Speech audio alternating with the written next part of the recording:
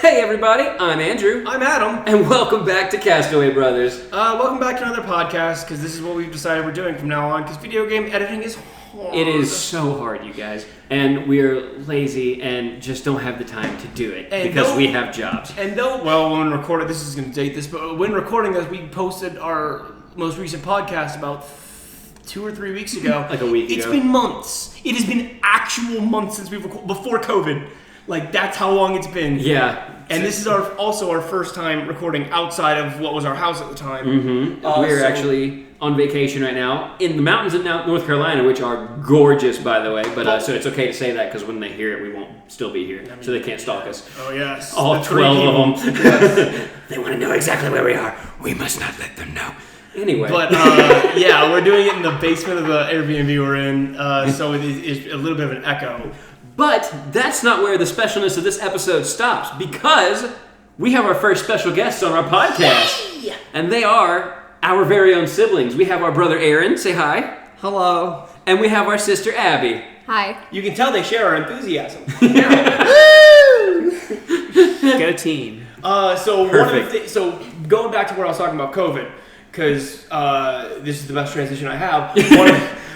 Everybody's been watching a lot of Netflix, which I figured because Avatar got put back on there, we decided to talk about that because I think we've all rewatched it or have been rewatching it. Best show 10 out of 10. It's honestly probably one of my favorite shows of all time, if not like my favorite. Andrew, I need you to stop messing with that. Yeah, sorry. I'm just trying to hit where there wasn't so much slack. Right Yeah, Avatar. This is my, I think, third time watching through it. Surprisingly, I've watched bits and pieces for years, all our lives, since we were kids. But since beginning to end, this is my third time. I just recently. I'd say third or fourth for me. Sorry, Abby. Okay, I just recently finished binging it. I don't really know what run through that was, like how many times I've watched through it, but. I don't know. That was it. That was one time. It's like Ocarina of Time for you. Just this is my X amount of time. It's happened. Yeah. I think I've watched it beginning to end probably one time all the way through because I grew up just watching random episodes every day. But we've seen and so watching them episodes. beginning to end in order, like all the way through without stopping, probably one time in high school. So have you not been doing it since it came back to Netflix?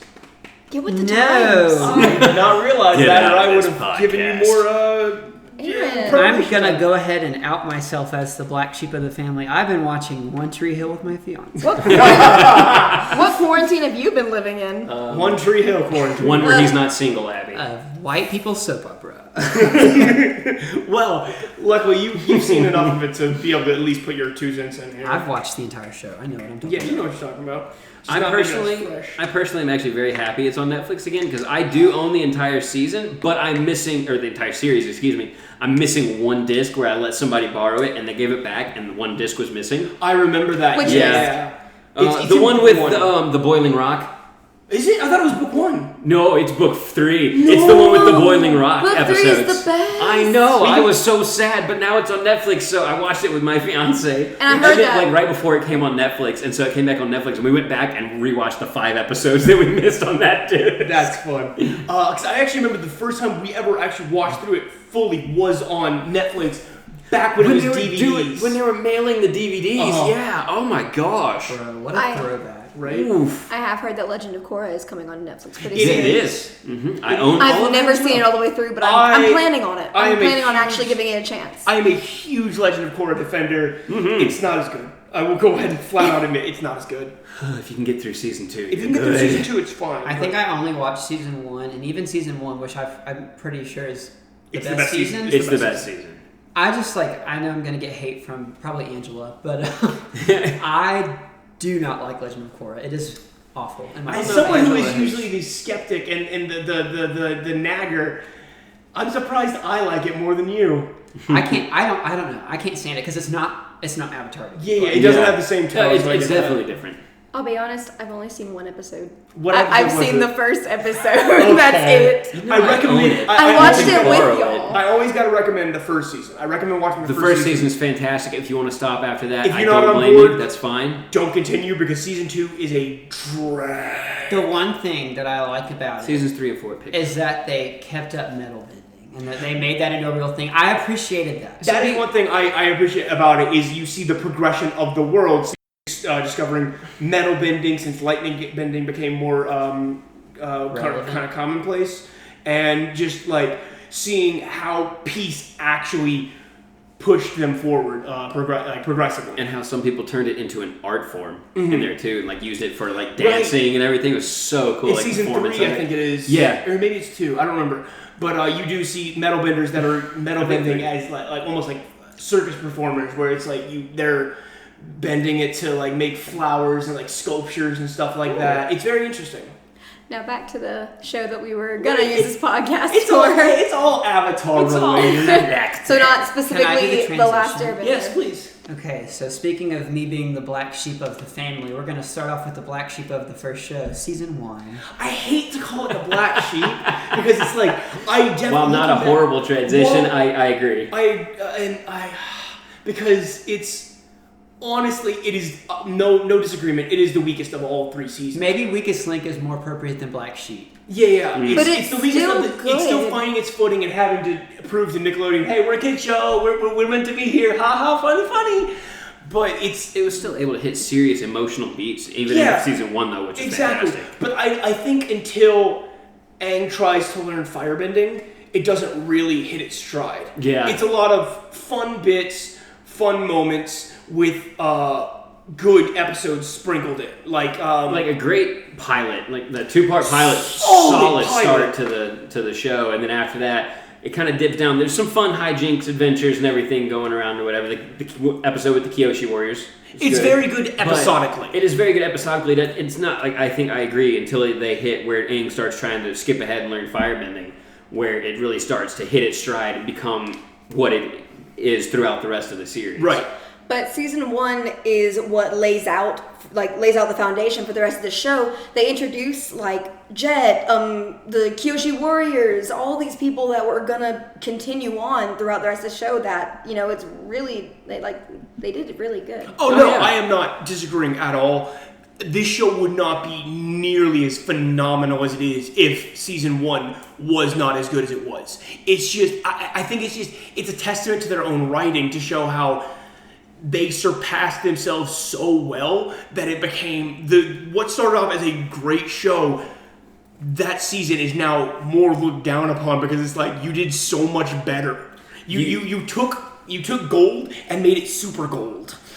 Yeah, and when I said that it was the black sheep of the series, I didn't mean it in a derogatory sense. Yeah, we knew. Obviously, it's a phenomenal beginning to a phenomenal series. It just, compared to book 2 and 3, does not live up to the other 2. Yeah. Solely because of how much they built on top of what they already laid down. Mm-hmm. Yeah, and with that, going back to what you said, it really goes to show how they climbed up and they climbed their way higher and higher as the seasons went on, to where they started great and ended phenomenal. Like, just incredible work on this show. But sticking with season 1, the season 1 finale, great. Fantastic. Oh the North Pole. And that really, I think, sets the tone for the rest of the series. Like, hey, we're having fun. The good guys are probably gonna win. We're gonna do things out. We may lose people. This is not going to be everybody win. Like, we lost UA. We lost UA. Characters feel lost. There are things that they can't come away with every victory. That's rough, buddy. And I want to add, this is like small detail, but as a designer, I look at art direction and artwork. And even in season 1, which was like so early on in the 2000s, it literally it was incredible for its time. The amount of small detail in even just the different nations' clothing, their bending, their architecture is insane. Yes, just the variety of the different nations too, how they made them so different.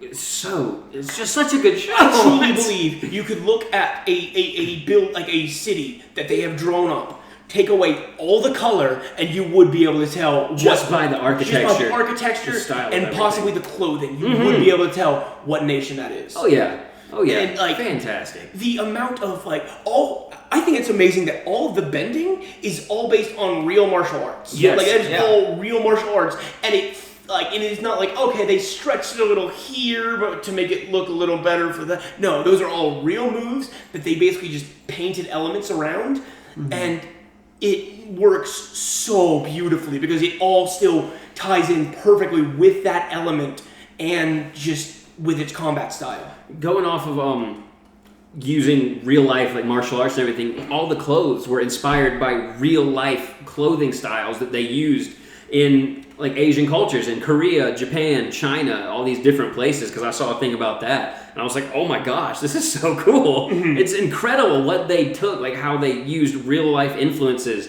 and turned it into something truly unique. Right. It is beautiful.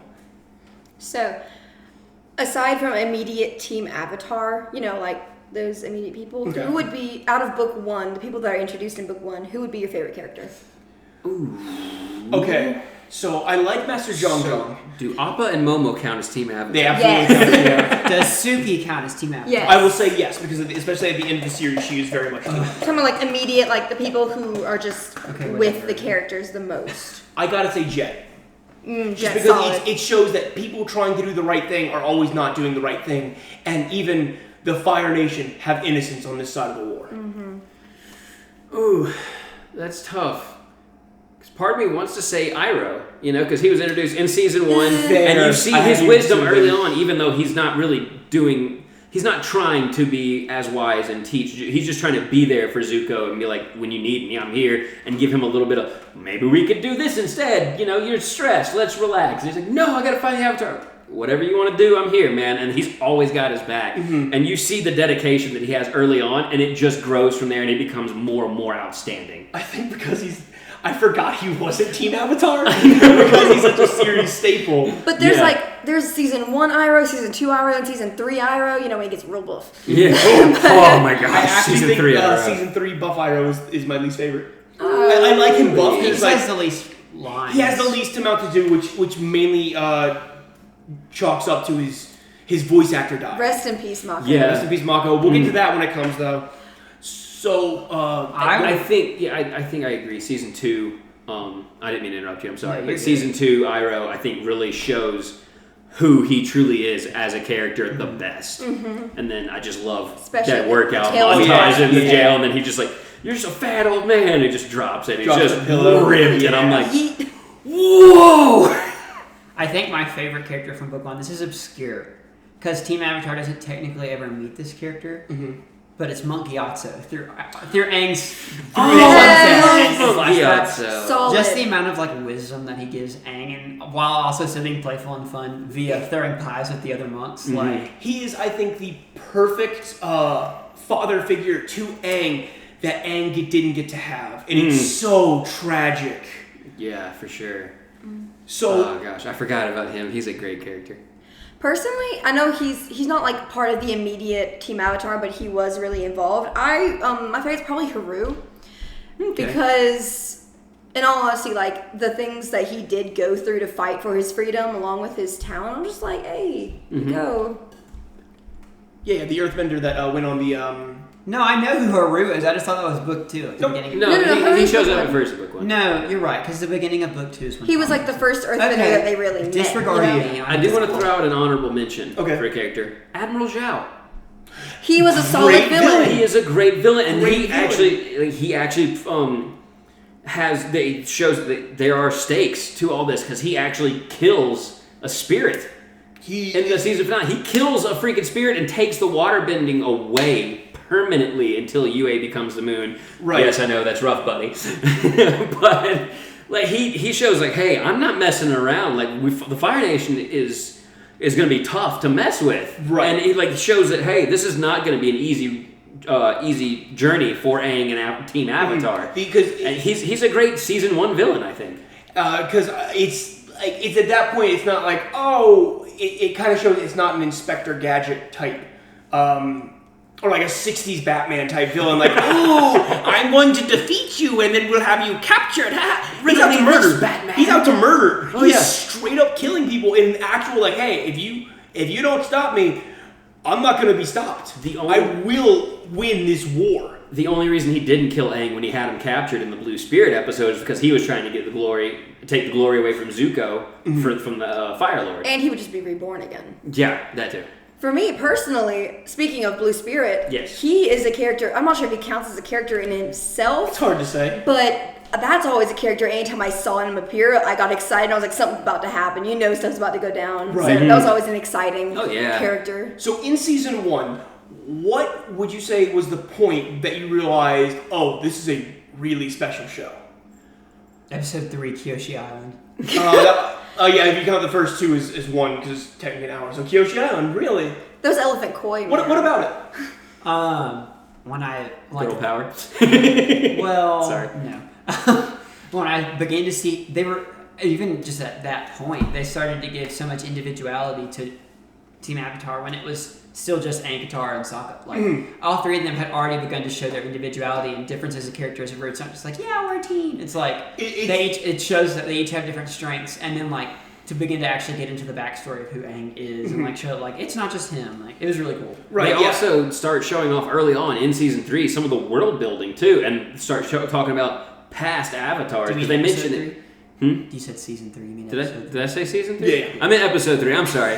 But they start showing the world bending and talking about past avatars because it mentions it in a little bit in the pilot and in the intro, like the avatar who he vanished or whatever. But it starts talking about some of the other past avatars. And it's like, okay, this has been going on for a while, and it's like it's not a world that has forgotten about every avatar since the new one, and they are very so much a part of the world and history and celebrated. And it's not just a world where it's just Team Avatar. There's all these other innocent people that have nothing to do with this war that are still at risk of everything. And I think that's a really good episode. I definitely agree, and especially because it is a it does, like you were saying, show they're very three-dimensional characters. They're not one note. I'm the sarcastic one, and it also shows that these characters are going to grow. We are in one place, but we are not stuck with them for the end of the series. It is not a cartoon as much as an animated show. Abby, did you pull up a list of the episodes? I'm on Netflix. Do you have one?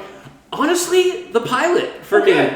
Because it opened up great. I loved every character immediately, and I was like, all right, this is going to be a special show. Like, this is going to be cool, and they did not disappoint. Right. Of course, it's not hard to entertain me, so I will give it that. Especially with throwing elements around like that. Yeah, I will give it that. It had me hooked pretty early on, but it was so promising for me that I was willing to keep coming back and let it get good, and it did not disappoint. Especially one of the things about the pilot that I was really worried about is that the fact that he was the last Airbender and also the Avatar. I'm like, oh, okay, so Airbender is the one that's broken, isn't it? This is the one that's just overpowered and nobody can beat you, along with you beating the Avatar. You're not going to ever have any problems, and you're going to be a Goku. Everybody's going to basically wait till, where's Aang? And it never did that. Yeah, it did a great job. The Avatar state is almost more of a burden than a tool. And they don't do like one Avatar state per episode. Let's get that track card. I also legitimately, especially with episode 2 being like the Northern Air Temple, or no, the Southern Air Temple, where he goes Avatar state over Gyatso. I'm like, okay, so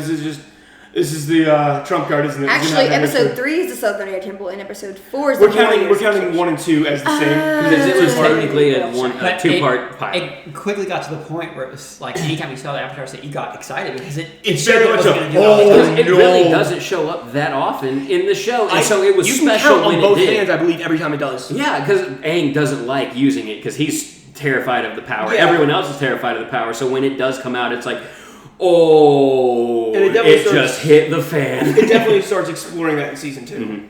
And to piggyback on that, my favorite episode would probably be The Storm. I was going to say that. The Storm's a good one. It talks about like him running away and like the burden that he really does carry as an 11-year-old boy. He is 11 years old, and best character ever, in my opinion, Zuko. It talks about his backstory. Gosh, yes. I was going to get to that as well. Oh my gosh, best character development, by the way. Honestly, but it shows that Aang is not a perfect character. He's not a character that can do no wrong. He messed up. He was scared and a child and messed up because because of the war, they told him earlier than they were supposed to, and so he couldn't physically handle it and ran away and made a huge mistake, which doomed the world until this point. And it follows him to this day, and it exactly guilts him. As much as this big, like, fun persona he puts on, he is guilty and broken inside. Oh, yeah. And like you said, Zuko, this is the first, like, we have seen hints of, oh, maybe Zuko's not that bad. He's just a fun little,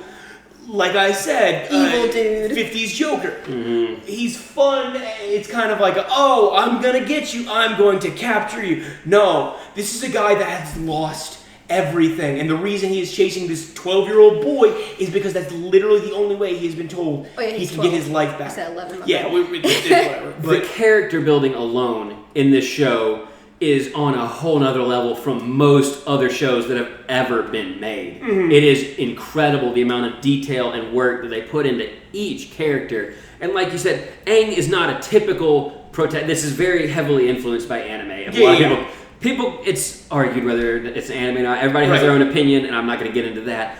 Aang is not a typical protagonist. He has a lot of stuff going on inside. He's got a lot of stuff that he's trying to deal with while trying to save the world, and it's not easy for him. And I love that. Zuko is an incredibly well-made character, and he is a villain that you can actually get behind. And you love he has good motivation. Like, everything about him makes sense.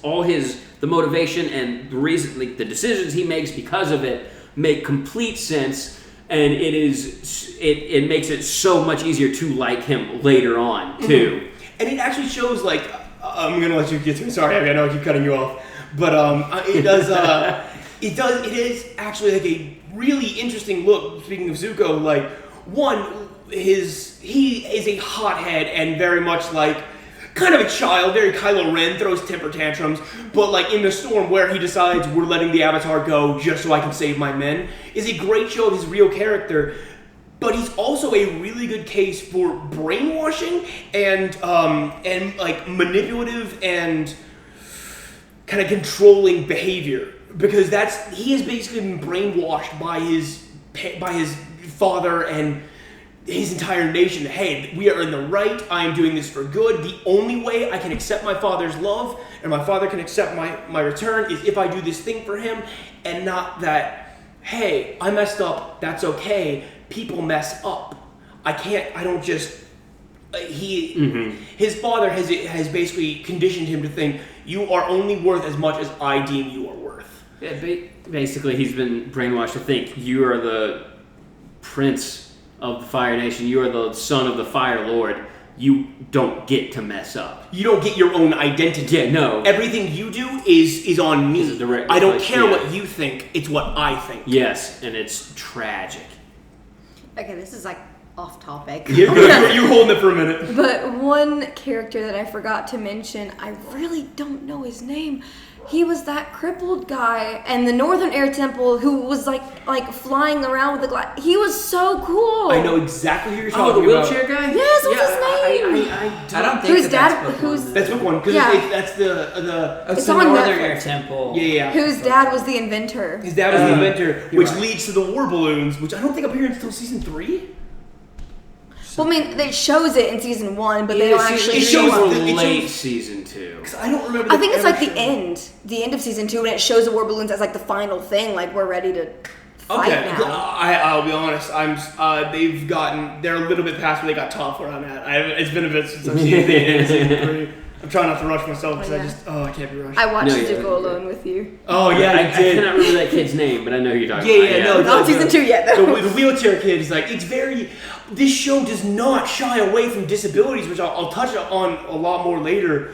But it's like it is very diverse, and it's like there are only a few white characters in this show. A lot of them are either like more Asian oriented or with darker skin, and nobody, it seems, they don't play off disability as if like, oh, it's a disability, they can't do anything. It's like, no, they let it move on. They don't use it as a joke very much. The only time they use it as a joke is when the character that is disabled jokes about it. Yeah. Letting them know, hey, I know this is it. We're gonna, like Aaron just did, waving his hand in front of his face like Toph does. Oh, one thing about that really makes that specific episode stand out to me is when Aang is still kind of, of course he's still upset about his, people dying and him being the last of his race.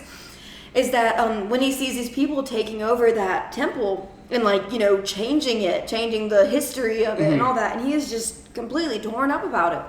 But and he's like, these people are gliding and doing all this stuff, and they're not airbenders, and I'm not exactly okay with that. Yeah, he is very much not okay with people being in that temple. But then this kid shows up, and he has the spirit of an airbender, and he is just as happy as you could possibly be for it, and he can't walk. He cannot walk. Yeah. And Aang's like, and so this is a new chance for him to walk, and Aang sees that. Aang's like, okay, so these people have made it their own and that kind of stuff. Right, which is a very good analogy, first of all, for cultural appropriation. That they're riding the air currents to glide like airbenders, even though they aren't airbenders, and it makes sense that Aang is upset about that. Yeah. It's like, you're kind of disgracing and mocking my people, though you don't mean to. And then it's like, okay, no, this is kind of how we have to move on. My people are gone. They are carrying on in their spirits. I Adaptation. think Aaron's having more fun just listening to us talk about it than actually Poor participating. Aaron doesn't have a chance to speak. Yeah. Has everyone said their favorite character? Because I'm going to make the next transition. I gotta redeem myself. All right, go for it. Okay, so like Abby said, what was your favorite character? I'm going to go ahead and move to the point that we had initially said we were going to talk about. What was y'all's favorite episode from book one? That's so hard. If you Wait, want me didn't to we already do start, that? I can. The Great Divide. I I'm hate you. joking. I'm joking. I hate you. Get off right out now. of my podcast. I'm going to go ahead and say it since apparently I'm not talking enough. So I'm going to give an honorable mention to the waterbending scroll, pirates, and I do like pirates. Piggybacking on what Andrew had talked about earlier, For the anyone amount who of character hasn't. building that they have in this show is incredible, and that's where they begin to show character building. Is they show like Katara wants to build and she wants to get better. Exactly. Yeah. And then even just through that scroll, through getting it, she starts to improve, slow as it may be. We see the beginnings of character development, and that character development is actually what brings me to my favorite episode of season 1, and that is the waterbending master. I was gonna say that. Haku's actually like one of my backups for my I love favorite. Haku, but that's my favorite episode solely because Katara is one of my favorite characters in the whole show, simply because of the growth she has. I mean, see, episode 1, she can barely look water at all. Last episode, she's freezing rain. She is literally holding rain in place. Not to mention, One of the biggest glow-ups. and moving in ice while fighting Azula. not to mention bloodbending, which we will get to later. We will get to bloodbending. But like Katara's character growth is insane, and you see a big part of that in the waterbending master when she's able to go head to head with Paku. It's like it is very clear off the bat. She's outmatched.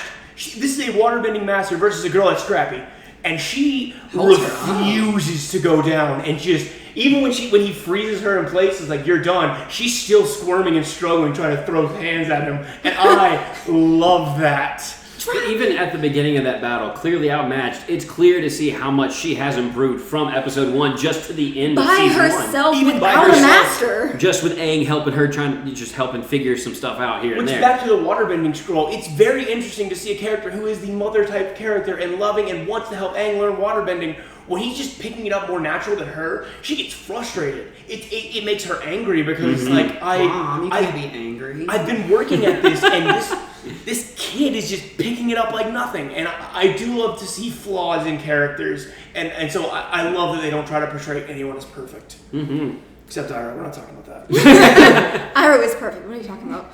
I mean, All right, yeah. favorites. Okay, honestly, I'm gonna be that guy or girl, whatever. I'm gonna say the Sage of the North Part 2.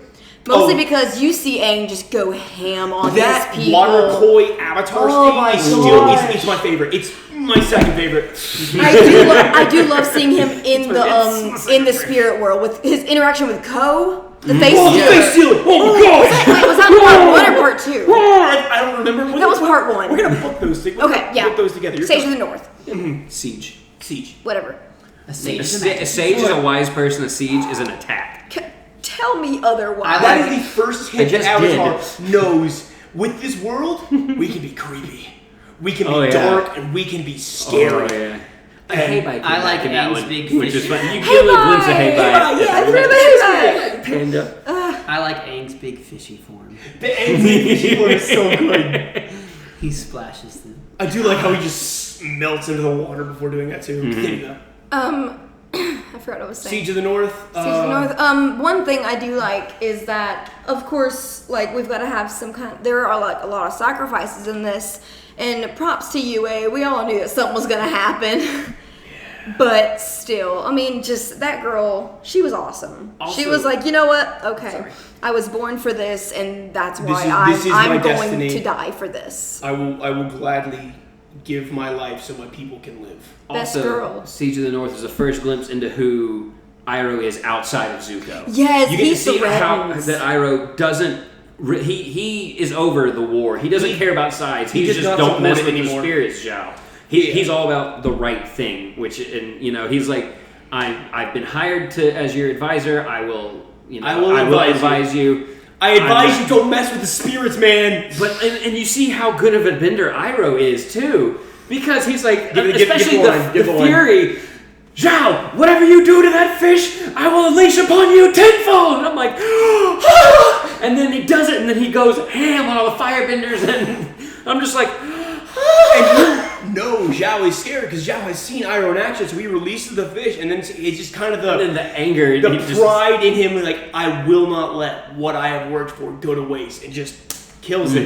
Then Iroh goes, and that's kind of like, it becomes a compilation of what we've talked about all the way so far. It's like the finale of book 1 is really like a summation of the show and the creators showing like we are allowed to be creepy and more pointed towards adults if we need to. It is a kid's show, but we're not afraid to show that people aren't just going to be like, I'm going to win. Like Zhao wasn't afraid to actually kill a spirit. Yeah, he was. And they weren't afraid to be creepy with the face He was willing, because he knew Iroh could kill him. Yeah. And he was willing to lay down his life to give victory to his country. And I feel like the creators really use that just to show like their fearlessness and showing like we have this idea that we want to create in this world and we're not afraid to do what we need to. Yeah. Speaking of which, Zhao as a character saying like how prideful he is and how I will not lose to this. Like whenever he's taken by the water, I don't exactly know the exact scenario of how that happened, but like the water, the form that was taking him up, and then Zuko, being the precious child he is like, I'm gonna help you because you're still the you're still Fire Nation, like you are still a human life that does not deserve to die. Zhao like this. is like, no, yeah, I will not be saved by you. He pulls his hand back and like, I'm not gonna be saved by you of all people. The last defiant smirk on his face. I would call it a smirk, but last defiant. Yeah. Okay, so like I said, I haven't watched through it in probably 3 years. Does Zhao die there? Yes, Zhao dies. Okay, that was what I thought. You know, it's really unclear. You actually see him in Korra, in the spirit world. Okay, I would like to apologize for my lack of knowledge in some areas. I think when I watched it all the way through, I was probably a junior in high school. And for reference, for those that don't know me, I'm a senior in college now. So it's been a minute for you. You're good. Yeah, I think that's one of my favorite parts of the season 2 is in the spirit world when they like. In that spirit prison of Korra? Of Korra, sorry. But yeah, it's just seeing, like, it's Zhao, and then I think there's a couple other characters that you see that are called back. But that's really cool.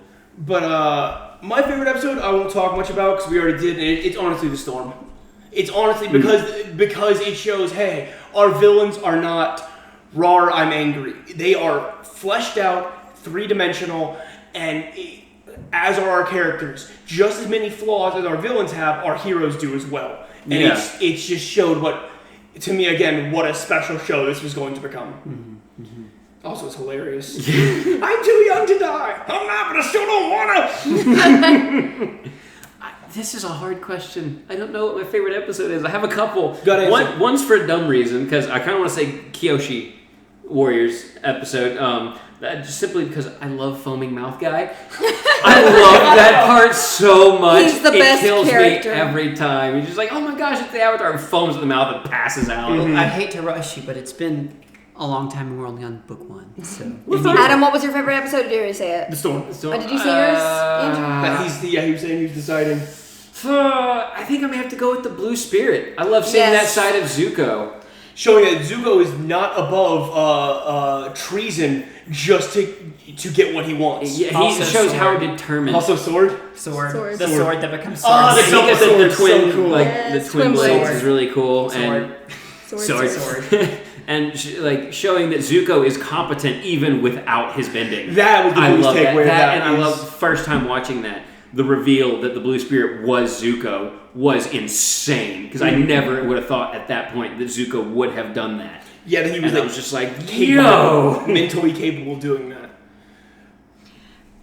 Transition. All right, transition, my girl. Speaking of the foaming mouth guy, one of the best characters that is introduced early on in season 2, the cabbage guy. Yeah. No, he's in season 1. No, he's not. The first is the Omashu. Omashu. That's season 2. No, when I No, the first time Omashu. The first time. Oh, Yeah, and well, then never mind. Season 2, they're heading back to Omashu. Regardless, Trying to book get 2, Boomy to here we teach. are. Book My 2. favorite. But 2, here we are. I want to bring up a weird one that's going to get pushed under the rug because it's not one of the greater episodes, but it has one of my kind of favorite moments, and that's Avatar Day, where they accuse Kyoshi of murdering Shale. And she straight up, I murdered him. Yep. And then they find reasons. Oh no, she couldn't have done it. Literally possesses Aang's body to be like, no, don't say anything else. It was me. Do something. I killed him. Try me. I killed him. I'd do it again. Fight me. Avatar Kyoshi. And then the punishment, he has to spin a wheel. The wheel of punishment, he gets community. It was like, I don't remember what it was, and then... Boiled in oil. Yeah, which is and then why at the end... rough rhinos show up, and they change it to community service. And he's like, Save our community! Save our community! Get these guys out of here! And he's Y'all, like, alright! Avatar Kyoshi is probably one of the most hardcore avatars there was. I think is one of the fan favorites. She is one of the fans' favorite avatars. Because we kind of glossed over Roku in season 1 where he's introduced a little bit. But you don't get from his character. You can kind of see he's similar to Aang. He's very sagely peaceful. and he's quick, slow to anger, quick to try to find resolve. And I love seeing that side of Kyoshi. That hey, Avatar doesn't have to be peaceful. They keep the peace. That doesn't mean they're peaceful. Yeah, she is straight up. You mess with my people, I'm gonna screw you up. So book 2. Obviously, book 3 is probably like everyone's favorite if you've watched the whole Book 2 is my favorite. Book 2, I got the most excited about solely because book 1 hardly touched on earthbending, and earthbending is my favorite. Like, if I had to, like, in a heartbeat, would pick earthbending over any other element. I don't know why. I feel like water's I vibe with the rocks, but you vibe with the rocks. But like, they only touch earthbending a couple times. One of the main ones being Haru, right? That episode, and they don't even really show it much. And Boomy, Boomy. But so when we got into a whole season about earthbending, I was just giddy. I was like, oh my gosh! I love that episode. Not to mention Toph. I was about to bring up Toph is my favorite character. Oh my god. Toph is especially because she started as a joke. Originally, she was supposed to be a fairly big, muscular dude because that's what earthbending is. It's big, it's muscles, it's crash. But then they're like, imagine if it was a small blind girl and they ran with it. The size makes sense. First of all, visually is incredible. Oh my gosh, it's so cool. Back to what I was saying earlier about disabilities. She has literally nobody else could do that like her until she taught them.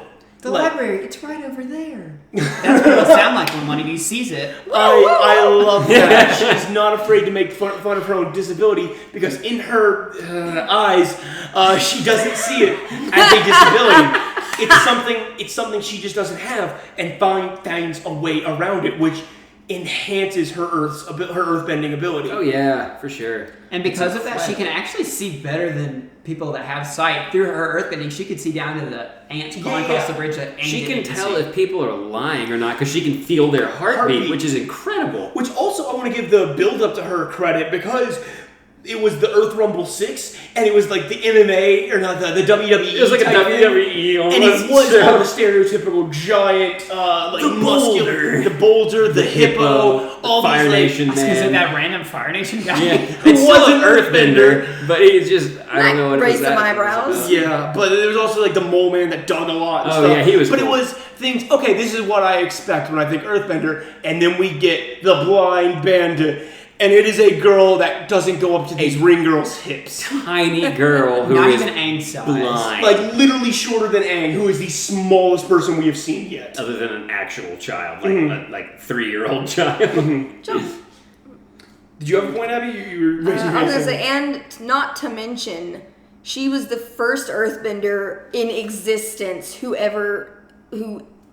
metal bend. Right, that She is invented metal bending. She was in literally season 2. the first person to ever, that we see, invent a bending. And it only briefly mentions this, I think, maybe once or twice, but the way she learned earthbending was the original form of learning. She learned from Badgermouth. Yeah, she learned from Badgermouths, who are also blind. They learned by feeling the earth, and she just learned by them, and that's awesome. You're good. To show her like break free from her parents, who are like overly controlling. Also, very much kind of like Fire Lord Ozai, like, hey. You can't do things on your own. You have to let us help you. You need to stay back, and you cannot do things. Mm-hmm. For her to... Sorry, continue. I was going to say, for her to be able to, like, break free from that and show them, like, I may not be able to see, but I'm very much capable of I may be blind, the last thing I am is helpless. Yeah. And then, even when they still don't get it, because parents are parents, let's be real. Yeah. She's just, like, determined. So she's just like, okay, bye. Runs away. No, you can't join him. We've been giving you too much freedom. My dad changed his mind, did he? Ah! Yes. Yes. That's what we're going to go with. This is actually another random thing. I'm sorry, I go on tangents. But I read, it's kind of like a joke. I read this thing where it was showing how Toph, when she like makes her armor, like makes like the rock armor, the crystal armor, it's like so cool. But it has a space for her eyes, and they were like, why does she have a space for her eyes? Why does she need that? I was wondering that myself. I'm shocked. I've never realized. Like it makes sense, like character for anybody else, design wise. Like okay, yeah, she needs to see. No, she doesn't. Yeah. I want to bring up one thing that I forgot about until just now that I love about the Avatar series was when it was still playing on Nickelodeon, the Avatar extras that they would play. I love maybe on Amazon Prime. Really? I've been Googling trying to find where I can find them again. So like the Avatar Chibi? No, the Avatar extras where it would pop up with little fun facts like on there. Yes. I always loved that. Those were great. That's how I learned that moment peach. Right? Yeah. And a lot of learn all kind of cool stuff on that. There's a point earlier in season 1 I was going to bring up. And I can't remember what it was. I was gonna the return to Omashu, and Azula's trio. Yes, because that's where we get introduced to that. Which, I'll be honest, Ty Lee is probably one of my favorite characters. That's one of the reasons I wanted to bring it up, because this show, as much as it is, hey, this is a world with basically magic. These people can control the elements, but there are some people that it cannot. The amount of restraint and strength it gives to the people that cannot do these things, that put these other people over, basically make them overpowered, is insane. Because we haven't talked about Sokka yet. Yeah, this is true. And his planning and how good of a character he is. He's actually a really good fighter too. Like he's once he gets his sword, man. Ooh. We'll get more into that in season 3. The boomerang, though. But I agree with y'all. Speaking of Ty Lee and May specifically, like the two of them don't show any hesitation in the fact that they can't bend. They're like, no, I'm good. Tyler's like, let me just punch They're more than willing to jump into a fight, even without having bending. Speaking of which, Azula is probably one of the strongest characters on that show, and the fact that she chooses her team to be two people who cannot bend is insane. It shows how powerful they are. The chi blocking is such a cool, unique It is thing. so cool. Because it is like, hey, you may be able to bend, and I cannot. There are ways around this. You are not all powerful. And May with her knife. Also, the interactions between Ty Lee and May are just hysterical. She's adorable. They are such different characters, but they get along so well. In a lesser show, it would be very much May just scoffing and sneering at everything Ty Lee says. It does seem like a lot of times she's kind of just putting up with it, but you definitely see the friendship that was there. There's a real relationship and friendship there. We'll talk about this in season 3. Oh yeah, I'm going to talk about this. The betrayal in and season 3. And since you brought up the trio, Azula's trio, I was gonna make that an honorable mention for one of my favorite episodes was the Runaway in season 2. Where that one is just very repetitive because they keep running away and like. Oh, that's where they keep tracking them because Appa's shedding. It's so stressful, but you really see the intensity of May and Ty Lee in that episode and how like awesome of fighters they are. These are no slacks. And it's a reminder that Team Avatar is just people. Like they're exhausted. Like they're not they are human. They need food. They cannot keep going. And even if it's like it's rest in the air, Appa's a living creature. Yeah, Appa cannot just keep flying forever. And they get so tired that I think it's Sokka starts blaming Appa and getting mad at him. No, that was Toph. It's Toph. Okay, that's like they had a fight. You're right. Yeah. One of them did, and I was like, literally. Appa's a creature too. He's tired. He can't help that he's shedding. Well, actually, Appa to correct you on that. Too. Sorry to correct you on that. Toph was not complaining about that. Toph was complaining about Appa leaving a trail of hair behind. That's how they keep following him. And then she's like, "What? What's wrong?" No, but Appa can't help it. lizard. Exactly. He has 6 legs and It's none of them can reach his nature. back.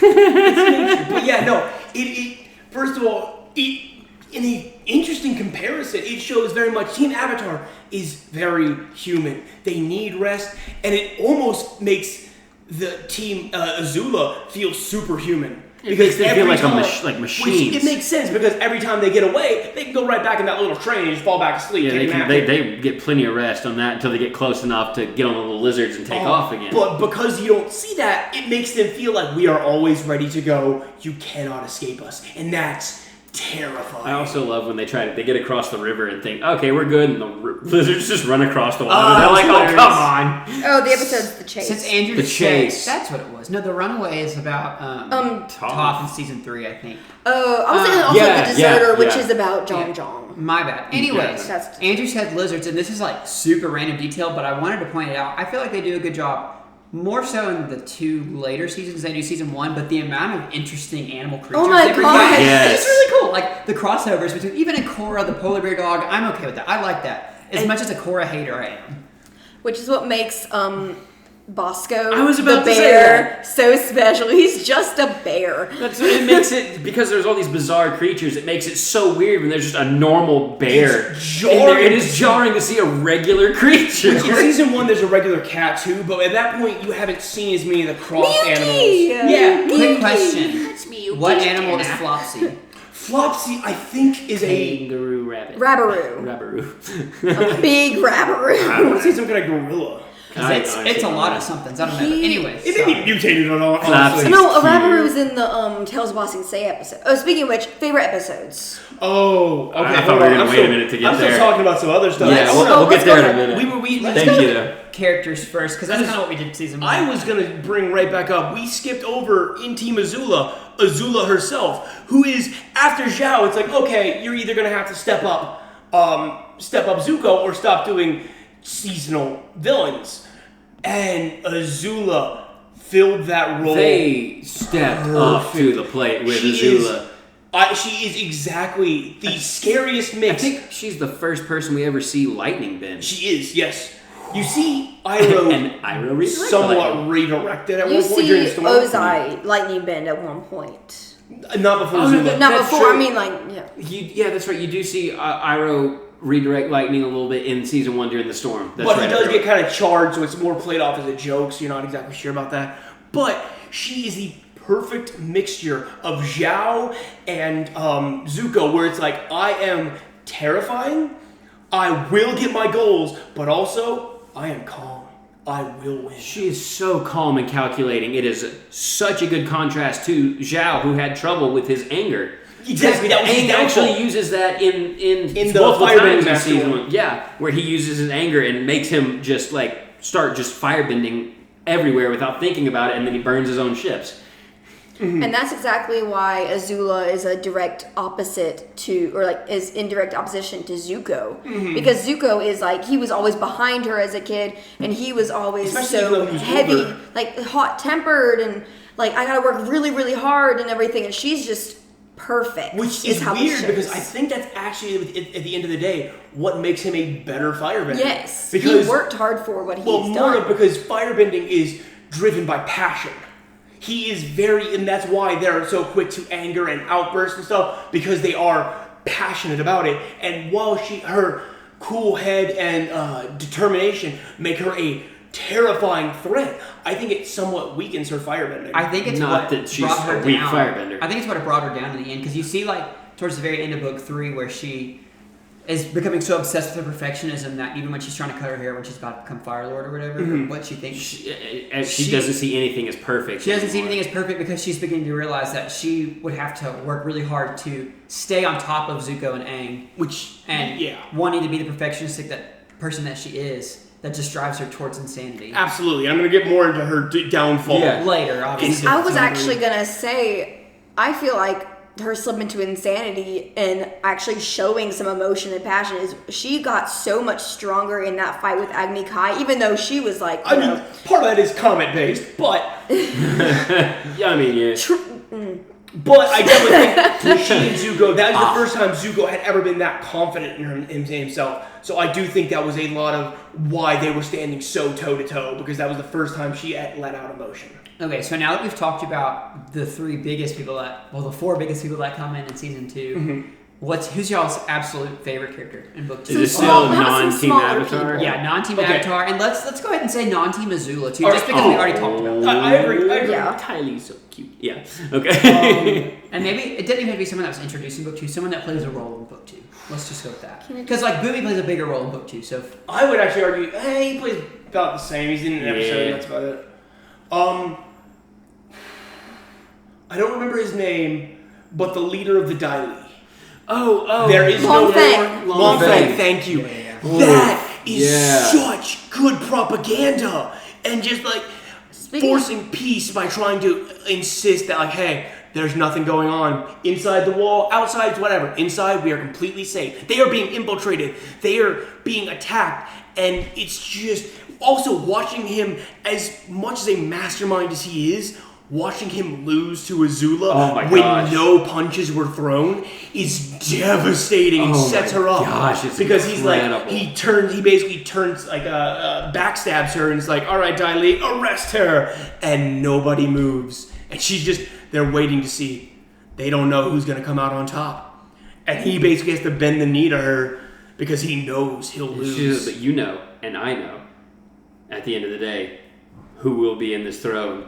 And who will bend their knee and sits in the throne. Oh my god! And he's just like, and also the line after that, you beat me at my own game. And she's like, please, you were never even a player. Ooh. And I'm like, oh! Way to take a man to his knees. Spitting more fire than any rapper ever has in any diss track. After the most hard-headed, determined person we've seen, Jet, was broken by this man. Yes. And just like watching Jet literally not know what's real and what's not is insane and such a good.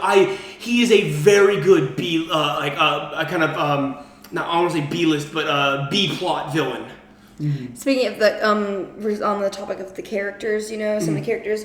And speaking of Jet, I really like Long Shot and Smellerbee. Yes. And it gives them a little bit more substance. It gives them more character outside of we're with Jet. Also, Longshot finally said a line. Just want to throw that out there. Yeah. And also, can we mention the family that was traveling with like the pregnant lady with Hope, the baby? So they gave birth to Hope through the Serpent's Pass. Yeah. So good. Yeah. Suki also became such a good character. Yes. She really shows, because she shows back up and shows hey. I'm in this. Like, I'm not a one-off character. Can I just say, my boy Sokka is a player. I wish we'd been able to talk about Sokka more, but it's like there's so much to talk about. Later, we'll talk about Team Avatar. Yes, we'll do that towards the end. So obviously, he is eventually part of Team Avatar, but the journey you see Zuko go through in season 2 is just worth mentioning. Oh my gosh, yes. Zuko alone, that is my favorite Zuko parts right there. And like what you see him go through with Iroh, like the journey back and forth between hating and loving through book 2, is just worth mentioning, worth a shout out. That like even though he's Team Avatar, I can't pick him as my favorite for book 2. He's incredible. Like he changes a lot. We would be remiss if we did not mention that book 2, his book 2 journey, because it's incredible. And yes, Zuko alone, go. I'll get to Zuko alone in a second. But you were saying, his back and forth where he finally chooses, no. I want to live happy with my uncle, who I know is good. And then at the end of the season, he betrays him to get down. Oh, that breaks my heart every time.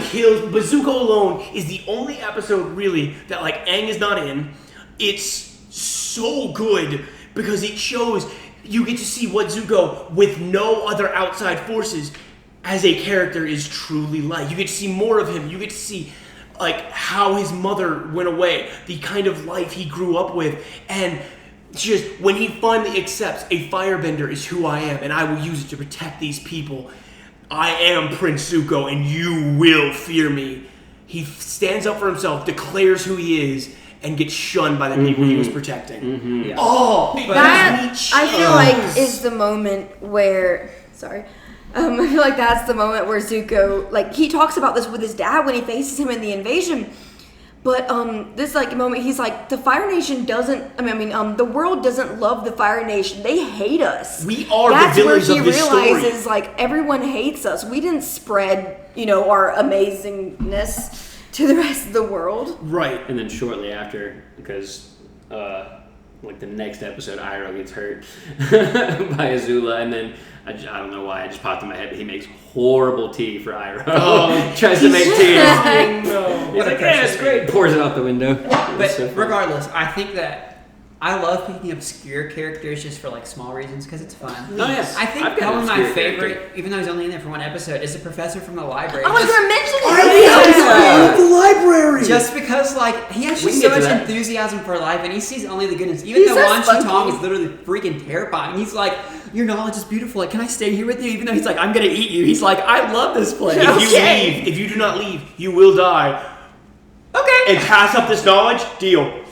Like, he's like, all my life I've worked towards this. I'm good. I would have his nothing. enthusiasm is just worth it. I love Yeah. that. Which is, again, He's like, I can die happy. exactly. But back to like the face stealer, another point where it's like, hey, the spirits are not on your side. Oh no. You do not, because you are the bridge, you do not get be all end all influence over these spirits. He has been burned, and especially because it turns back to Zhao. Zhao is the one that was the reason he's like, humans are not It allowed. shows, I love it shows there are still consequences from season 1 happening throughout the series. This is an actual world. The things from season 1 are not forgotten. Time exists. Yes. This is not I love now it. that season 1 is over, don't think about anything. Mm-hmm. But and then, especially with this calm and collected spirit owl who is very much, hey, don't do this. And they're like, got it. They do the thing. He's like, all right, no, you're dead.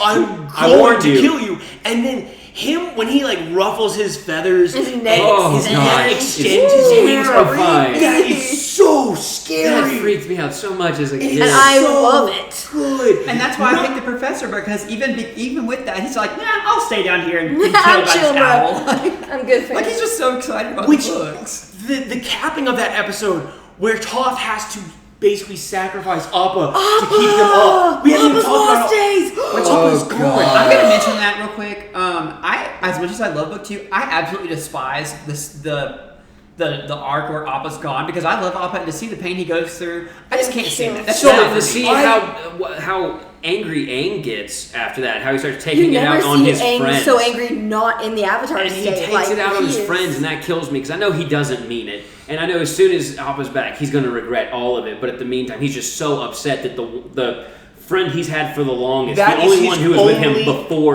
he was true frozen, friend from before the 100-year skip, and he's gone. and it's devastating. to Aang. Watching it, I actually, where I'm at right now is right at the drill episode.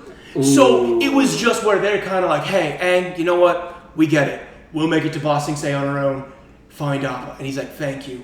Flies off, sees the drill, and has to fly back and goes, Appa has to wait. And just, he knows his duty as the it Avatar hurts. takes precedence. And it's just, It's painful. and then especially when he gets a hint of where he is, where Appa is, and then it's leverage over him with Long Fang, who is just, if you want to see your bison, you fall in line. And Aang is terrified to do anything else. and just pissed too He's because so he's mad, but bison he's like, hostage. I cannot risk his life. And can I mention real quick? This is again off topic, but the desert episode. Never having you on I want to podcast give shut up. I want to give a lot of props to Katara in that episode. Yes. She literally holds. She has a blind girl. Her brother and Aleem are high on cactus juice, and then And an Aang, angry who bald was head. absolutely mad and pointing fingers and just. She steps. And up. she's like, okay, we mom are vibes are not back, dying out girls. here. You better Aang get is your butt ready together. to murder the world to get his bison back. He is accusing all of them of not caring, and the entire time she keeps a level head, like that's not what we're saying. But right now we cannot find him if we're dead. And next We Aang love has no Appa, response, yeah, so he she's like- just storms off. We love Appa too, but right now we have to focus on surviving and getting out of this desert so we can go find Appa. And next up is contestant number 7, Katara. She may be a deadly water killer, but she knows how to be a mom on the side. Oh my gosh, Aaron.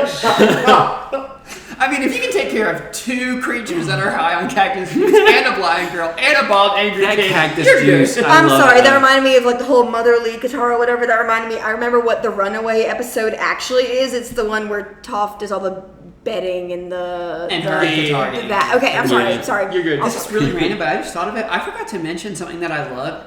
At the end of season 1, when they meet Paku, how they like reveal that Paku was engaged to be married to Gran. Like, that's just really cool. And it ties the world, like, it's big and vast, this world. What do you mean, was? The phrase, it's a small world, still applies, because it's like, wow, the one person to come up here would be the granddaughter of my ex-fiance. Sorry to throw here. It's the she got over me, I guess. Can we mention the cactus juice for a minute? I think that's a great point to bring up. This show's comedy is golden. No matter how serious of a arc or plot that they're going through right at the time, they will find ways, especially through Sokka more than anyone else, for comic relief to relieve some of the stress that you're feeling, just to help you keep going through it. Because it's like, crap, Appa's gone. Everyone is just bummed. He just drank juice from a cactus and is now seeing things. He's essentially the most PG way we can make it. He's high. He is so high. And it's fantastic. As smart as Sokka can be, as soon as he comes off of his high, he goes and eats bee wax from the wall of the cave. Like, Sokka, how dumb could you be? What's this? He is a curiosity of things. And I like that Katara points it out too. She's like, you idiot, you literally just got off of your high. Yeah. And in complete contrast, but in perfect balance with the comedy of the show is how terrifying this show can be. Oh my gosh. gosh. You're talking about how the spirits, how all this it's terrifying. Let's talk about the brainwashing, the cult going on inside Boston State. I am Judy, that kind of stuff. What the controlling, terrifying, what's going on inside Lake Laogai. That is that world's Illuminati, yeah. It shows, hey, there are people that will blindly accept anything if it makes them feel safe. If it makes them feel they're in the right. This show is not afraid to be real or dark. Just in case it wasn't clear already, we love this show. Yeah. Also, if you haven't watched this show, you don't need to be listening to this. I forgot to spoiler warning beforehand. Not to mention, the biggest protectors of Ba Sing Se just straight up betrayed Ba Sing Se for Azula. She took them to you know what, fine, she's more powerful, we're gonna go with her. They're like, this is how we survive. And so this is how we survive and stay in power. Bye, Long Thing. Bye. Also, I still haven't done my character. You haven't. Dude, I'm gonna say the Chakra Master guy. Guru Pocket. Guru Hakim? Guru. No, it's Guru. I am Guru Pocket. Keep going. I'm gonna look it up and see if I can figure it out. I loved him though. He was fun because there was a fun way of teaching Aang how to control the Avatar state, which is a huge weapon in his arsenal. That was when Aang refused to go back into the Avatar state, right? That was like Guru Pocket. It was he left training early because he's like, I can't give up Katara. I love her. I cannot give her up. And he's like, Aang, if you leave now, you will never be able to access the Avatar state again. And he's like, I have to go to her. She's in trouble. And leaves. But he does. I love him in the Appa episode. Appa lands there first, and then they have the note. And he puts the note on his horn for Aang. But Appa, at first, doesn't trust him. He's like, you are a stranger. You're a stranger in this air temple. This is not okay. So he just lays there for days. He lays there for a day. Still, he lays there for a long time before Appa finally falls asleep. Was that the Western patiently? Air temple? Yes. Okay. Because it was in the air. Was it the Western? Yeah, it was in the Earth. No, it was the Eastern. No, Eastern's the first one. No, it was the Eastern Air Temple. It says it on here. Yep. The Western is the one that's upside down. You're right. Sorry, got them switched. We're good. I got my East and West. The Northern was the one with the gliding kids. The gliding people, yeah. I think it's Guru Batik. It's Batik. It's P-A-T-H-I-K. The Eastern, you said Eastern was one that it was upside down? Yes, that was that was the Western. In season 3. Because that was near the Fire Nation. Yeah, and this one was in I don't know my East and West very well, so yeah. I'm same. Can I just say, I'm sorry for all you Zutara shippers out there, but Katang, completely. I see where they're coming from, though. I mean, there was some chemistry, but just Katara and Aang. Let's keep this ball rolling. Katara episode. I wasn't done with Guru Patik yet, guys. Anyway, okay, I'm sorry. And I'm gonna pause. Bananas and onions. Bananas and onions is great. Yeah, pause me. Hurry up. But basically, like we were talking about, when he does kind of finally sacrifice, hey, I have to get this power. I love you, so I have to let you go to save you. Yes, and then it doesn't work. And then he goes into the Avatar state and almost dies. It's not that it doesn't work. It works. He goes to the Avatar state, and then Azula kills him. And going into the Avatar state doesn't work. No, he doesn't win. His win card does not win. Yeah, no, Which it was not his true card. I loved that twist. Because Azula was waiting for it. You know she was waiting for that the whole time, waiting for him to go into Avatar state. Yeah, that's the only reason she fought him. She could have bound him. Isn't it the only way the Avatar can die? Yes. Okay, that's what And he died. Otherwise, they reincarnate into the cycle. He actually died. Katara brought him back. Yeah, which is why he was blocked off for a while. Also, speaking of that, I'm just really glad that Katara didn't take away Zuko's little scar thingy.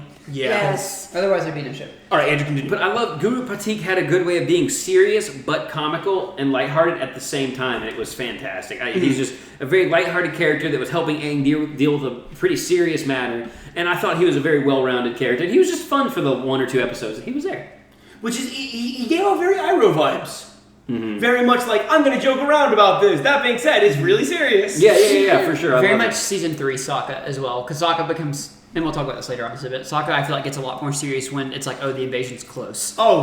Stakes are here. Stakes are going. Yeah. He still tells the jokes and everything, but he is very, plans are here. When it's time to get serious, Sokka gets serious. Which, back on Iroh for a second, and on season 2, I love how it starts to show that some of the strongest people in Avatar are those that, even if they are the Avatar, are those that study other elements. Yes. Because one of the most powerful moves isn't an actual outward move. It's redirecting lightning, which is a firebending move based off your water. body. You do it through your body, and you have to do it precisely, or you will die. And that's firebending based on the waterbending style. Exactly. Yes, and I love it. I love that he takes other styles and uses them with his firebending to make him more versatile. Like, for instance, going back to season 1 a little bit, and because I remember hearing people ask, why doesn't Aang's always in his monk gear, even at the North Pole and the South Pole? He's never cold. Why is that? And it's because, I think it was Avatar Extras, maybe. Yeah. But the Airbenders have a special breathing technique that keeps them warm. Right. Iroh uses this and does his fire breath, which is partially how he got his name, Dragon of the West, anyway. Right. But he teaches Zuko that because it shows Zuko use the fire breath to warm his hands back up and keep himself warm while he's swimming through the icy water. And whenever he's dragging Aang farther north when he's in that blizzard. They use that. Yes, and I believe, if I'm not mistaken, he uses earthbending because they have that powerful stance.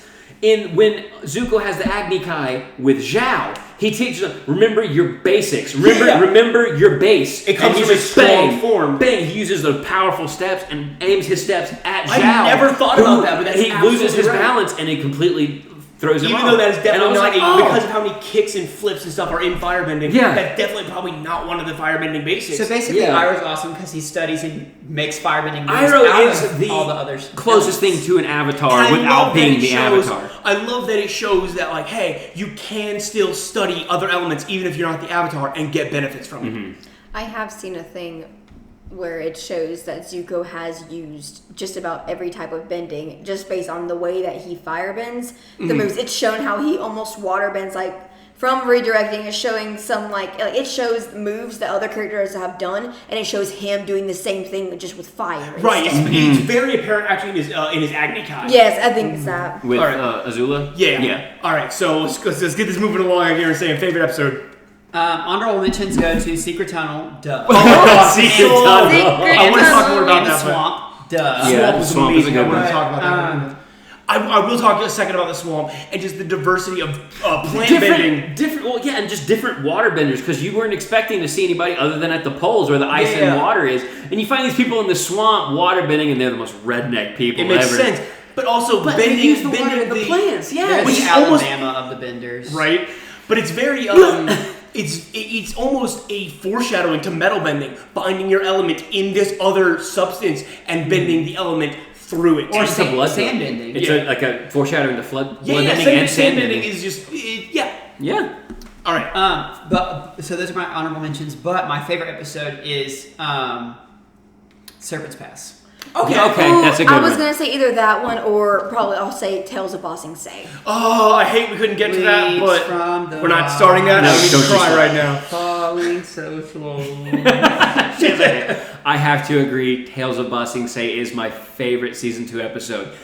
And that is hard to say because there are so many good episodes in season 2 because they kicked it up a notch. Oh my gosh, they did.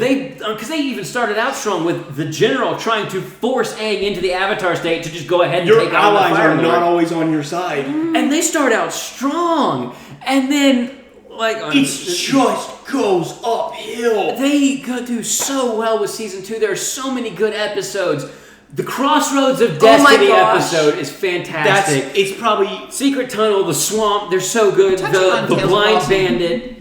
I was gonna say, touching on Tales of Ba Sing Se just for a second. But Tales of the Ba Sing fact Se, that it's in a very, except for Iroh, very almost comical sense, where it's just fun backstory. It's a very calm. It's calming, but it's also still touching serious topics. It talks about Toph and her insecurities because she doesn't care what she looks like, but people still judge her. It still touches on serious disease. He's honoring his lost son, and that episode was also in memory of Mako, who was the original voice actor of Iroh. And a little more heartbreak to that. I saw that. I read that Mako knew that he was going to die whenever he was recording Leaves from the Vine, and that's why he was crying. Oh, no, it was horrible. I didn't know that. That kills me.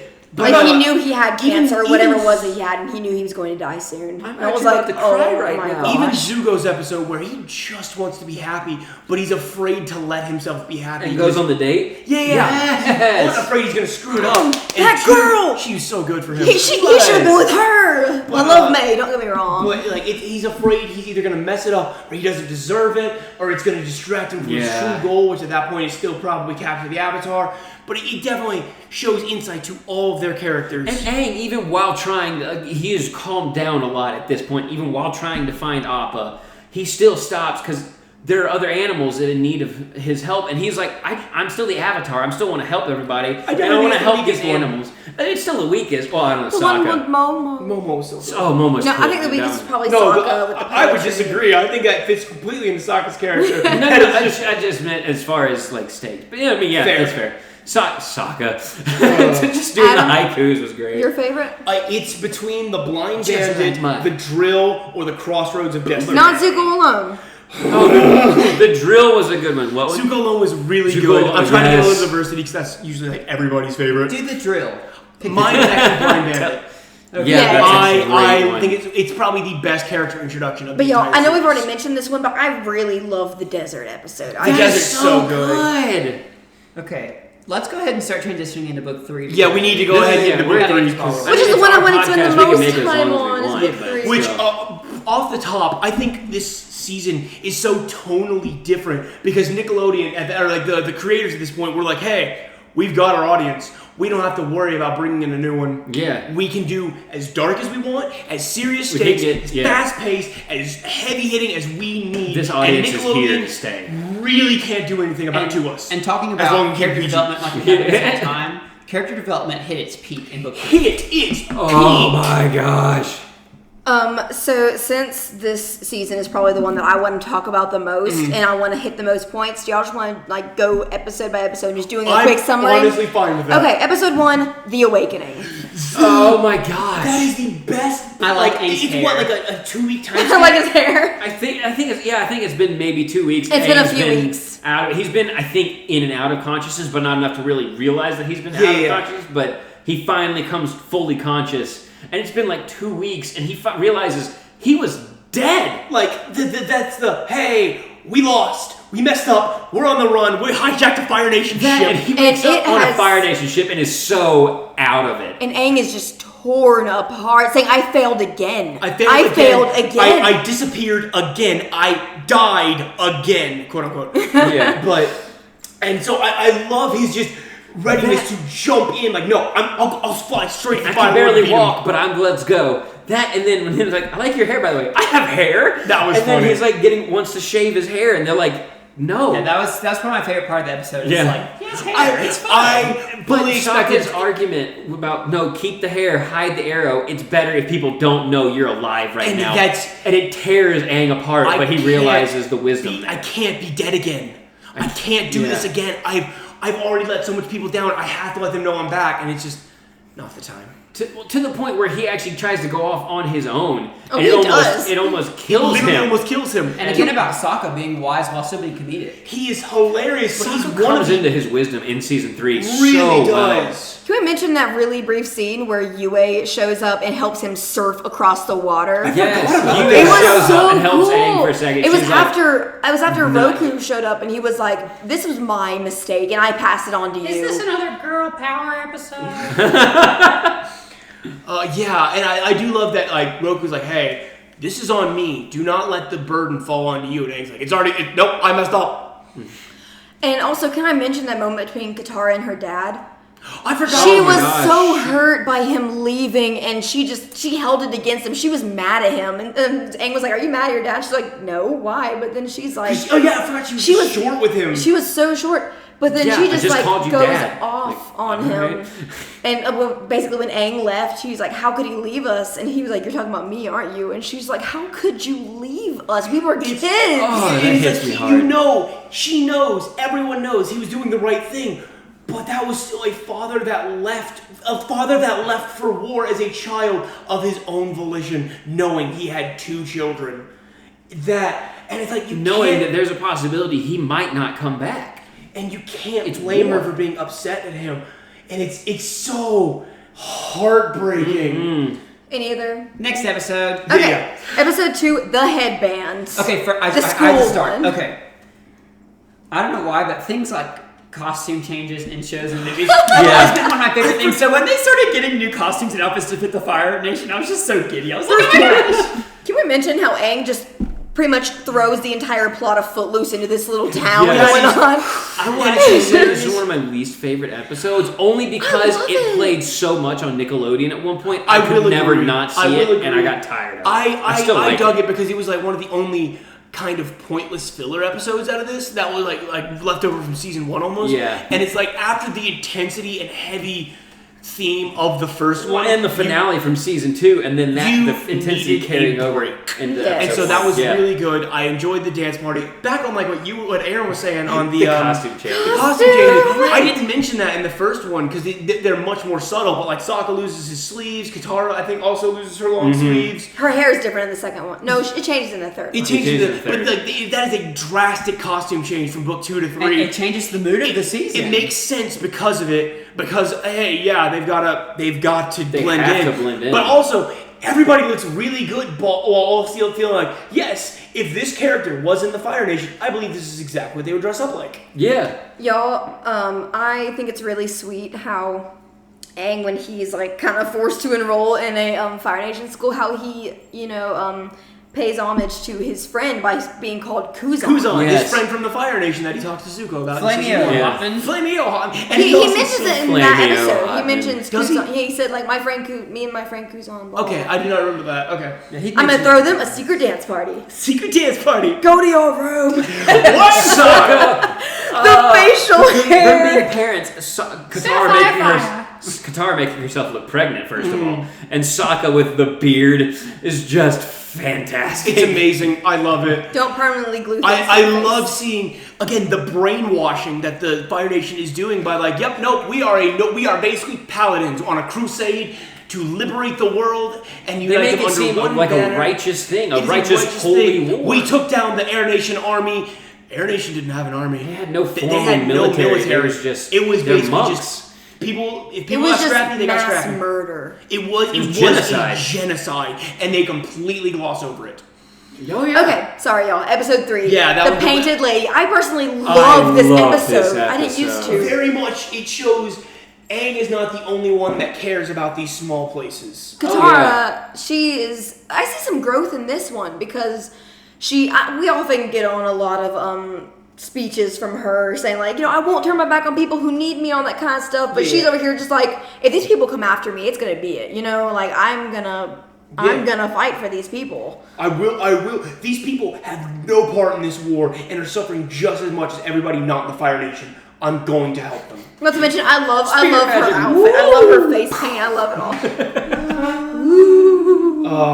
That's a good one. I think again, her painted lady. thing, and she pulls off the I'm a spirit thing is really good. And at the end of it, when they all work together and do the sound effects and the mist and everything is fantastic. Oh, it was the intimidation levels. I would be terrified. I'd be like, oh heck no. I don't like this episode. That's really fine. Like, I mean, there are moments that I love, like when Andrew said at the end when they all work together and Sokka's so playing cool. the flute, go woo, like and Appa and Yeah, like- Toph just they're really cool moments. With Earth I bending. like it. I like that it's still showing Katara's growth, and I like that it's showing her really using her water healing for one of the first times. Like it showed it. It showed it a few times outside of throughout. combat wounds. And I think she outside of actually used combat medicine wounds. To use it also as for like that. medicine and stuff. Like she used it to heal her scars from Aang's firebending in season 1. She used it to heal Aang back to life and Heal them back to life. But like she had never used it outside of battle. Yeah. And so like to see her use it just to heal people was really cool. Like, yeah, and I sick appreciate that. I appreciate the importance of the episode and appreciate seeing how much Sokka does through his map and his scheduling and planning out how they're going to do this and how he has to like rework so much because of Katara's antics. Right. Because they are on a schedule now. And because Sokka's trying to keep to it strictly. The invasion is so far away. But I just don't And like they still the end up episode. getting there Just like 3 days overall, early. Like Shu and all his Doc. Doc and Brothers, Shu and all them. Like quote-unquote. I can't stand him. He gets on my nerves. I love him. I feel disgusted when I look at the fish and stuff. I'm like, No, I'm no, supposed to I feel get bad. it. I get it. I know I'm supposed to feel bad for them, but like it just grosses me out. The whole water thing. I definitely get it's very gross. And that was I another like one it of at the those end once they shows- have cleaned the water and the river and everything. I'm like, okay, Yeah. this feels so much better That was because I another one agree. of The those whole time I'm just episodes like, that always played on I- Nickelodeon. yeah. It's like- Yeah, understood. Yeah. Sorry, a few quick things I do want to mention. One, when it comes to they told the villagers when the dudes came back, they came down like, hey, that's not cool. You just destroyed our factory. You're gonna get it now. But they were saying that how they stole the food and medicine, and it's like we didn't steal your medicine. The Pan Lady healed us. gave it to us. And Like, I was why does it thinking- have the Fire Nation I was, insignia on? and I was thinking, Katara possibly took the medicine and infused it with her water, or She somehow absolutely used did. that. And I was like, that's so cool, because you can't Oh, yeah. you can't take care of a fever with just water. No. I imagine wounds. A second thing, sorry, this is just really random. Okay, so I personally, whenever the painted lady, the actual spirit painted lady, showed up at the end, Yes. I was always like, And where she's the just freak like- have you been? And all she's that. just like, thank But you. I've been thinking, to Katara, and I was like, oh, she was the water, or she was the river spirit of that river. She was the spirit of the river. So whenever the river got diluted and Oh, yeah, that's tainted, her presence was not like apparent. She had couldn't no help power it. over it Exactly. anymore So once whenever it they got cleared so it up and polluted she was and like- dirty. She was Thank back and you, like, I'm back, you worked thank in my you. place. You were gonna say something else, I think. I don't remember. I do agree that I think this one is one of the weaker ones of season. I agree, 3. too. I also think like while the headband is fun, this one is also kind of another filler episode after all that stuff that we've We been doing. needed some bring down after the After the climax of I season 2. think this and, is still a yeah. little too much low stakes one episode bring down. Mm-hmm. So I definitely see where you're coming from, and I think it's still one of the weaker ones. What's the next Okay, episode? we have 13 episodes to go. Okay, episode 4, Sokka's Master. This is where it's I think really picks up. I because- love we finally get character development in another one that played Sokka a that lot on never Nickelodeon. happened. I mean, it actually does happen a lot, even on the third episode with Kyoshi Island, where he's kind of that one is just about Sokka. True, We've but yet to have one of those. especially since probably the desert. Sokka has not really contributed in a fight at all. Yeah. Yeah, He's not really. meaningfully contributed in a fight outside of like maybe a bonk on the head here or there. But it's like it is slowly becoming apparent, hey, Sokka's not the best fighter. He is much more of the brains of this operation. And so He can throw the boomerang pretty well, well. the boomerang pretty well, but that'll do you so good. Quick But- shout out to Master P and Dad. so he is great. fantastic. He's the I love that of- it's not of that he sword doesn't just fighting. accept. Yeah. Yep, I'm the non-bender. I'll just be the map guy. It bothers him. Yeah, he's In like, a- I in a want to fight do for their more. lives. He cannot fight, and it's driving him insane. And y'all, that space sword is dope. It's the such a space cool sword. way to do that without it being just like, it's a sword that's just it's Sokka's though, because it is a very basic sword design. But it's got its own flair on it. And in the Very, one like, episode, Chinese you see style, I think, a lot which of is growth really in Sokka from the beginning of feeling worthless to the end of like actually being able to hold his own against a master. Also, you see a lot of in P and Dao, like you were saying, shout out to him. different elemental styles, and where he's like knocking the sand up against him to blind him, you making the environment fight for him with it's very waterbending, and seeing similarities in Piandao. In Iroh. In Iroh and in Boomy and like other members of the White Lotus or the right, like, I was which going to they say very that. good setup for that. I love what they did with the White Lotus and that, like that underground organization. They use those of characters absolute to show, masters of Yes. everything. They use Sorry. those characters to show that peace isn't just in each individual nation. Like they're supposed to learn from each other. And especially that Piandao sees, hey, I am, as a very noble member of the Fire Nation and a high-ranking Fire Nation member, this is wrong. What we are doing is wrong. Continue. I'm just going back to the White Lotus real quick. Order of the White Lotus. It actually hints at that from the from season 1. Iroh is meant because he's trying to teach Zuko Pai Sho, and he's like, it's just a stupid game, and he's like, only to those who are blind by it. I forget exactly what he says, there's more than you see and everything. Everyone always said that the White Lotus Towel was like useless, like there was no use, and he always said never. 2, yeah. No, that was mentioned in season 1. Was it? Yeah, he said like don't underestimate the White Lotus Towel because he had to go to find. He went Oh, the yeah. episode with the water reading scroll. He went to go Watering find a scroll. White Lotus Towel. my sleeve the whole Okay, sorry y'all. The beach, episode 5. And then season 2, real quick, it shows the Pai Sho tile. He uses the Pai Sho style to talk to the guy and get past Ba Sing Yeah. Se. Get past Ba Sing Se when they're refugees. Long story short, it's great. But yeah, the beach is because we have actually been skipping over most of Zuko in this series, where it's really starting to show, hey, this isn't what I thought it would be. I'm back, but I know I didn't kill the Avatar like you said I did. Everything is not just magically back into place. I'm being let into these places. I should be good. I should be fine. I should be happy, I should be but the I'm happiest not. I've been in my life. I betrayed my uncle. And he is just especially in this episode, it Which shows episode? the beach. It shows- Yes, sorry. I am dying inside. I am so upset. Especially when they have that little powwow at the thing, and he's just angry, and they're like, "Well, who are you angry at?" I don't know. Why are you angry? And he's like, they "I'm keep angry pressuring at him." myself. And the campfire flares it's up just- behind him. Yeah, And I'm as just- fun of a filler episode and upbeat as it is, it gets deep into Team Azula. Yeah, especially once again fleshing out Those all these old characters. lady twins when they. Don't. We're not. Okay, sorry. All these characters have flaws. They are not perfect or just pure evil. They are, especially because up to this point, Azula has shown no weakness. There is no weakness in Azula other than mild perfectionism whenever her hair was out of place for the first lightning, and when one of her things didn't go her way, she got a little steamed. But in this one, it's like she even like, oh yeah, no, I don't have a tragic backstory. I mean, my mom called me a monster. And just like it kind of just And she just sits on that drops for a second. Yeah, it's just she drops. I remember Azula or not. She Ty was right, Lee- of course, but it still hurts. Yeah, Ty Lee basically being like, yeah, no, I didn't get to stand out like all you guys. Of course, I'm always seeking attention. I grew up with 7 sisters who all looked exactly like me. I had no personality.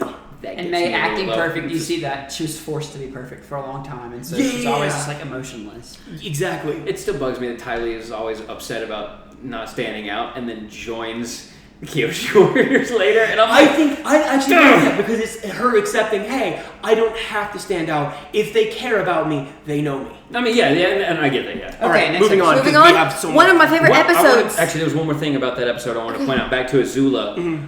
At the party, she actually loses her cool a little bit because Ty Lee is getting all this attention. She's jealous of Ty Lee. She gets jealous because she is not in the center of attention because she has not brought attention to herself as to who she is. Hey, I'm the Fire Lord's daughter. I'm Azula. You better do everything I say. Yeah, she wanted to just... And it gets her, and she finally actually gets the guy and then goes crazy a little bit. But like you see that she does have flaws. She does have flaws and actually very deep-seated identity issues. Yes. Okay, next episode. Yes. One of my favorite episodes, The Avatar and the Fire Lord. This one is about how Fire Lord Sozin and Roku were best Zuko friends. And Aang's backstories are like paralleled, and it's amazing. It's so good because I am usually a very proponent. I am against everything is connected, like in Naruto, where every generation has a basically Naruto and a Sasuke, and it's like, oh, and this master in reincarnation, Hashirama, it's annoying and it's stupid. But to find out that the two people that started the war were Zuko's grandparents. On either both side. sides. And one of them being the Avatar, so he is in a way, whether he likes it or not, connected to Aang. Yeah, it's incredible. And it's just seeing, and it's heartbreaking to watch Roku, who, with his lifelong friend, become at odds because one of them is loyal to his country and the other is loyal to the world. Mm-hmm. And it's just, I cannot let you start this war. And then because he's too kind on him, he dies. Mm-hmm. And it starts with the next one. Mm-hmm. And it starts the war. It's so good. A solid episode fantastic episode with some of the first real confrontation between Zuko and Iroh in season 3. Mm-hmm. And it's real good. Long episode. And it's so cool how Sozin bended the heat out of the volcano. Mm-hmm. Did y'all see that? I haven't seen it in a while. He sucked the heat out and was just redirecting the toxic fumes that he was or it was redirecting. something, but it wasn't fire. It was just fumes. I thought he was airbending. Yeah, like the ash in the air. Was this Roku or Sozin? It was Roku. Okay, you said no, it was Sozin. Was it? It was Fire Lord Sozin. Roku was like trying to take care of the volcano. Sozin was it looked like air, but I'm thinking it was either the heat or the fumes. Well, he was just watch I remember Avatar Roku did something like that. Episode 7. We're at an hour and a half. The Runaway. The one with all of the cons. The cons. Katara learns to bend her sweat. That's pretty cool. That's really cool. Hockey. Sparky Boom Man. Doesn't hockey happen in that one? Who? Hockey. The hawk. The bird. Hockey. Okay, I was hearing Haki. And I'm like, I heard Hockey, hockey, like the sport at first, and I forgot about hockey. Yeah. Y'all, I think. Hockey. No, is it the Runaway or it's one of the episodes? I think we forgot. No, it was the beach. We forgot to mention. That's the first episode. Sparky Boom Man or Combustion Man appeared. Yeah, right. Because Zuko was like, "Hey, the Avatar's still alive. Go take him out." That is such an interesting form of bending. Yes. That's so What is it? I honestly think that he was a Fire Nation war soldier who got injured and then became this way through experimentation. It makes sense because of his metal limbs. Especially the metal limbs, yeah. And like the tattoo on his forehead. It makes sense. So I'm willing to believe that theory. But that's really good. It shows, it's a lot more, you have to breaking down the characters to build to really analyze and bring them back up. And it does, again, really show progression of Katara specifically because she starts bending her own sweat. I will find water to get us out of it. And not to mention, it grows. Toph grows because she's like, all right, Katara's not always the fun one, but I don't always need her to be the fun one. Mm-hmm. Sometimes we need her to be that mother figure to help us get on the right track. She's had strict parents forever, and lashing out is kind of the only way she knows how to ask for attention. Yeah. Mm-hmm. And so it's very good. I love it. What? I love when they send the messenger, when they send Hockey to send Katara an apology letter. I can't believe we forgot Toph can't write. That was so good. Okay. I just love at the end, she's like, Katara, can you help me write a letter to my mom? And she's like, of course, yeah. That deep- And then they send Hockey with the letter, and then you just hear Sokka, hey, has anyone seen Hockey? I forgot about that. Yeah. Yo, That's such a sweet moment at the end when she writes a letter to her mom. The heart-to-heart with Toph and Sokka was weird. really Katara's sweet. like bathing down below or swimming or whatever down underneath, and she hears them talking, and but she it's starts so crying, and I'm just where he's like, she's like, I can't always do that. And he's like, hey, trust me, I know what a wet blanket she could be. She's the reason I'm alive. Yeah. You need that. Oh, it got my heart whenever he said whenever he tries to remember his mom's face, all he can see is Katara. Yes. About that. Okay, but let's move on. Sorry. No, I hate that we have to go fast. Yeah. Sorry for the long episode, everybody. Such a good episode. The Puppet Master. Katara Bloodbend. Hama. Such a good episode. Such a creepy episode. Again, these creators know, hey, we got our people, we can go creepy. And another way of showing how to pull your element the blood bending, or not, like the water bending through the plants. Right. She first off does that and pulls water just straight out of the plants, killing the flowers and everything, right. and out of the air itself. But also shows how to manipulate water in the bloodstream. in the human as body. freaky as Hama was, she was an incredible bender. She was an incredible fantastic. bender. She was just She was the horrifying. last one taken at the Southern Water Tribe. She held her own. Which I also love that, like how reluctant Katara is to do that, because it's like, hey, this is a terrible technique. This is horrible. It hurts people. You've been using it terribly, and just watching tears stream down her face as she begins bloodbending Hama. Well, because she at that point had no more There was choice. no Hama was options. bloodbending Sokka and Aang, and were about to make them kill each other because Right. Toph was off saving people like the good Toph she is. But they were like sword first at Aang was Sokka and making Aang do stuff at Sokka, and they were about to kill each other because of Hama, and so she had no choice. With tears, like you said, streaming down her face, bloodbended Hama, and she, like the look of satisfaction and victory in Hama's face. I love You're that a bloodbender the now. The first look in her face was fear, because that's the first time it's ever been used on her. On her, yes. Get right. And then, but yeah, after a bit, it was, And the look I've of broken you. Shame and horror and disgust on Katara's face is just chilling to the bone. Right. That's a freaky episode. Let's move on. Yeah. Aaron uncomfortable. Nightmares and daydreams. That's also, Aang. again, after, because of what's about to come up, what we just went through. Very good filler episode. It's super silly. It's super funny. Baby, you're my forever girl. Oh my god. I loved the Appa and Momo samurai fight. Was ridiculous. But y'all, it It's shows. just a fun It, episode it all just around. it keeps going. I'm sorry, Aaron. What were you gonna say? I was just gonna say I was always jealous of the bed he finally sleeps on. Yeah, that looks like the because- softest bed because ever. it looks comfortable. But let me say, this actually personally to me feels like it builds Aang's character in this episode. He is absolutely mortified to fight the Fire Lord. Yes. He's like, I'm not ready. I can't go in the fire. I can't go into Avatar just state. I can't firebend. I'm gonna die. And I love that they kind of help show that and visualize that by making him have the nightmares of showing up to fight the Fire Lord without pants. Yeah. And how when he finally gets sleep and can overcome it, is he shows up and the Fire Lord isn't wearing pants. Because it had to make it kid friendly, which was a very clever way of doing that. No, But they- Ozai, you're not wearing pants. Also, we've skipped over the fact that Ozai is voiced by Mark Hamill in this show. That is I Which is want to bring up incredible. one thing that, like, Yes. back to what Abby was saying, growth of Aang. It is very much a 12-year-old with the weight of the world on his Yes, shoulders, and it he's still a shows. kid. When he was like, And all this happens within a year. Within 6 months. 6 not months. even a whole year. But back on Ozai, because first of all, yeah, voiced by Mark incredible Hamill. Mark Hamill, amazing. Mark Hamill The really found his reveal of him, stride I think it may in have been on voice the, acting. at the end of It season was 2, the end of season 2. where it shows he's just a normal dude. No, wait. I think it's episode 1. Regardless. Anyway. He's just a normal guy. You expected him to be horrifying looking, all Like, messed up, yeah, and evil. it's Because just the first time you really get any kind of glimpse of him is the silhouette behind the fire at the end of season 1, where he's like, "Well, Zuko failed." Well, no, Azula. during the Agni Kai where he burns him. Yeah. You see glimpses of him here and there. You'll see basically neck down or forehead up, and never his actual face. And when you see his actual face, he's a normal dude. Yeah. Showing that, like, wow, this guy is pretty evil and a absolute powerhouse. Still a human. He's still just a guy. Yeah. Anyways, Alright. next episode. Day of the Black Sun. Oh my gosh, the invasion. The invasion. Let me say, first of all, my favorite part of that episode, not really much of a spoiler for anyone who knows me, the kiss. Yes, the kiss is so good. It gets me every time. It gets me. He just leaves like a boss right after that. I was like, He's like, well, not like this.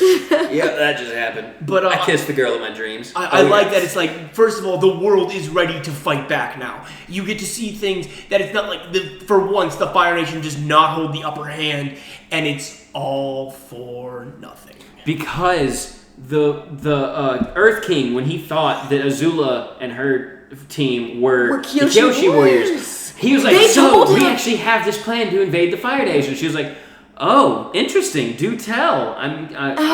Maybe we can help." And she's so good at finding that out. And then she did such a good job of relaying that information to her father. They prepared for it, and so they show up. And other than those first people, the first resistance that they fight, the Fire Which was Nation, basically a front. It it was basically just a decoy. front. They fight them and push them back, and they get there, and there is no one, and they're all waiting until the eclipse is over. There is one person, Azula. Well, yes. Who then starts messing with their mind. She was in the underground chamber with them. She was where the Fire Lord that they was run supposed into to be. says the Fire Lord is in this chamber, but she's there instead. Right, they tell her. Can we mention the conversation that happens between Zuko and? I was gonna get to that after I got on Azula because she starts buying time. She plays them so well, and especially because like guys, we got to keep looking. This isn't, and she's just like, oh, guess you don't want Suki then.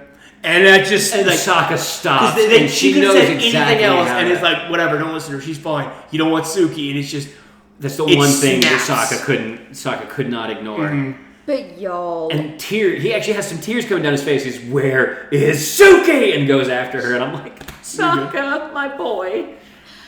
But y'all, okay, when Zuko finally faces his dad, and he's like, you are wrong. We are completely wrong. The world hates us. What an incredible lie that was that we were taught as kids, that we were amazing. He just calls him out on everything. And yes, and then same thing that Azula does.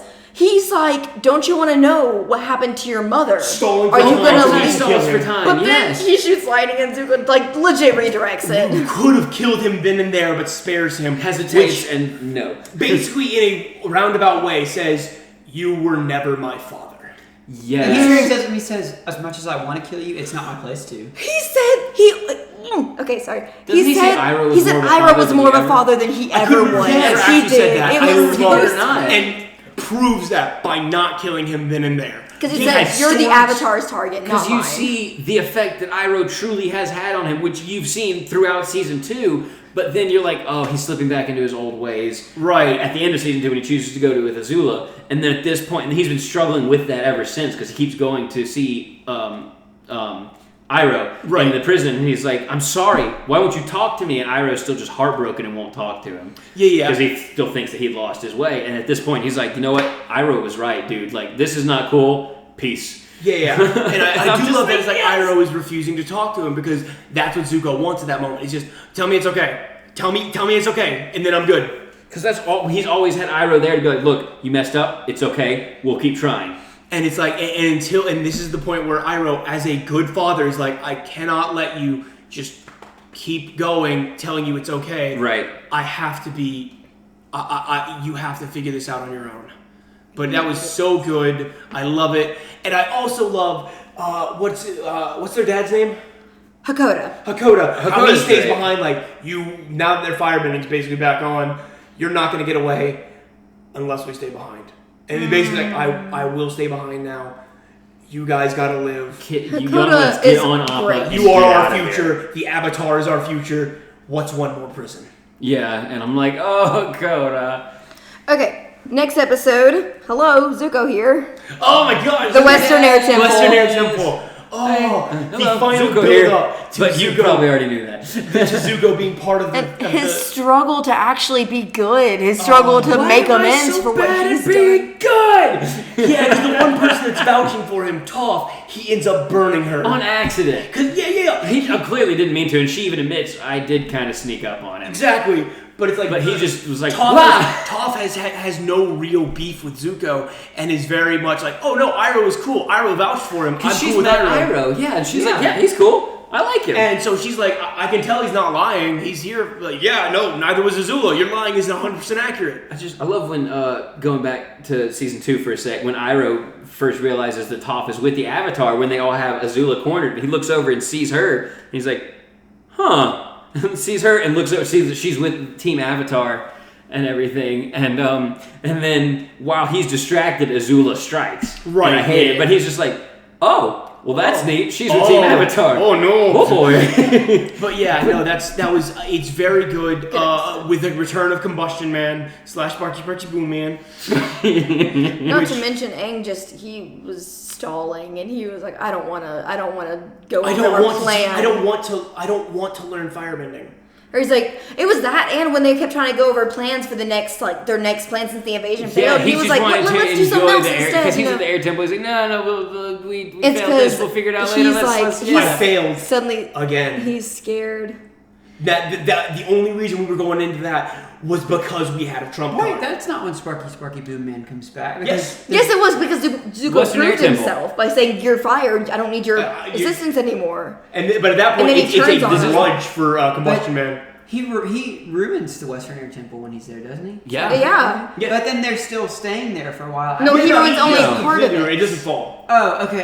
It's starting to like crumble and stuff, and then they are trying to run Azula away. makes it fall. That's Yes. what it was. I was like, I know that But- after a couple episodes it completely falls. I thought that's what it was. My But bad. Zuko Sorry. finally Azula redeems yeah. himself in that Redemption. episode. He joins Also- back up, and I love that not everyone is immediately we're good. Yeah, Katara threatens him. She's Katara like, is very I much will like- end your destiny right there if you even try to hurt Aang. Yeah, because she's seen his treachery before. Also, I want to give points to Sokka for that awesome boomerang throw on Combustion. Especially Man. because he used the reflection to aim and figure out where he was. Yeah, and all right, here we go. He tossed a rock out and then he destroyed it. So he lined up. He used the angle. Trajectory. That's what it is. Yes, he found the trajectory, and I'm like, Sokka, you beautiful Ravenclaw, you. That was so good. Boomerang, you really do come back. All right. Now come back, Boomerang. Next episode, the Firebending Masters. Okay, the beginning of all the Zuko field trips, I love this. I episode. love all the Zuko field trips, but this one specifically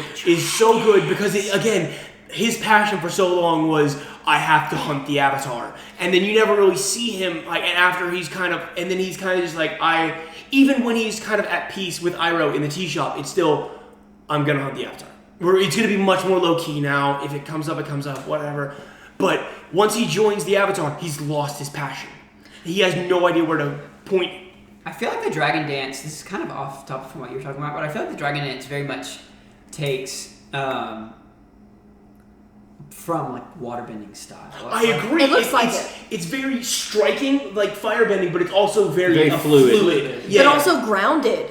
It does have Oh, very so good it's standards. like you think about Iroh studying waterbending, but he also learned from dragons. It was a booby trap, and well, we boobied right into it. Yeah. Back to the first episode. There's not a whole lot to talk about in this one for me because it's so good. I was going to that say. when Zuko finds out that Iroh was the last person to be there and get wisdom from the dragons. Because he thought Iroh killed the last one. Iroh mentions that he killed the last of the dragons when he was there and talked to these dragons and went back and was like, oh yeah, no, I killed them to protect them. Exactly. And Zuko's like, I will carry on my father's legacy. yeah. That gave me chills. Yes, that was awesome. It was a good episode. And I love- a whole lot to say about it. I love the growing bond between Aang and Zuko The in this. building trust of, hey, Yes. you were trying to kill me.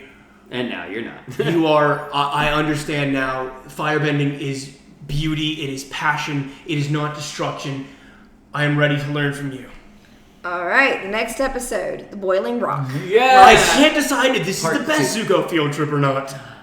I think it's my favorite one. I love this one because Suki because comes it's back two and they parts, find it's Hakoda. intense. Yeah, it's 2 parts. All right, so I'm gonna Hey, guys, save the I'm new. betrayal till the end. Okay? To the end of this discussion? Yes.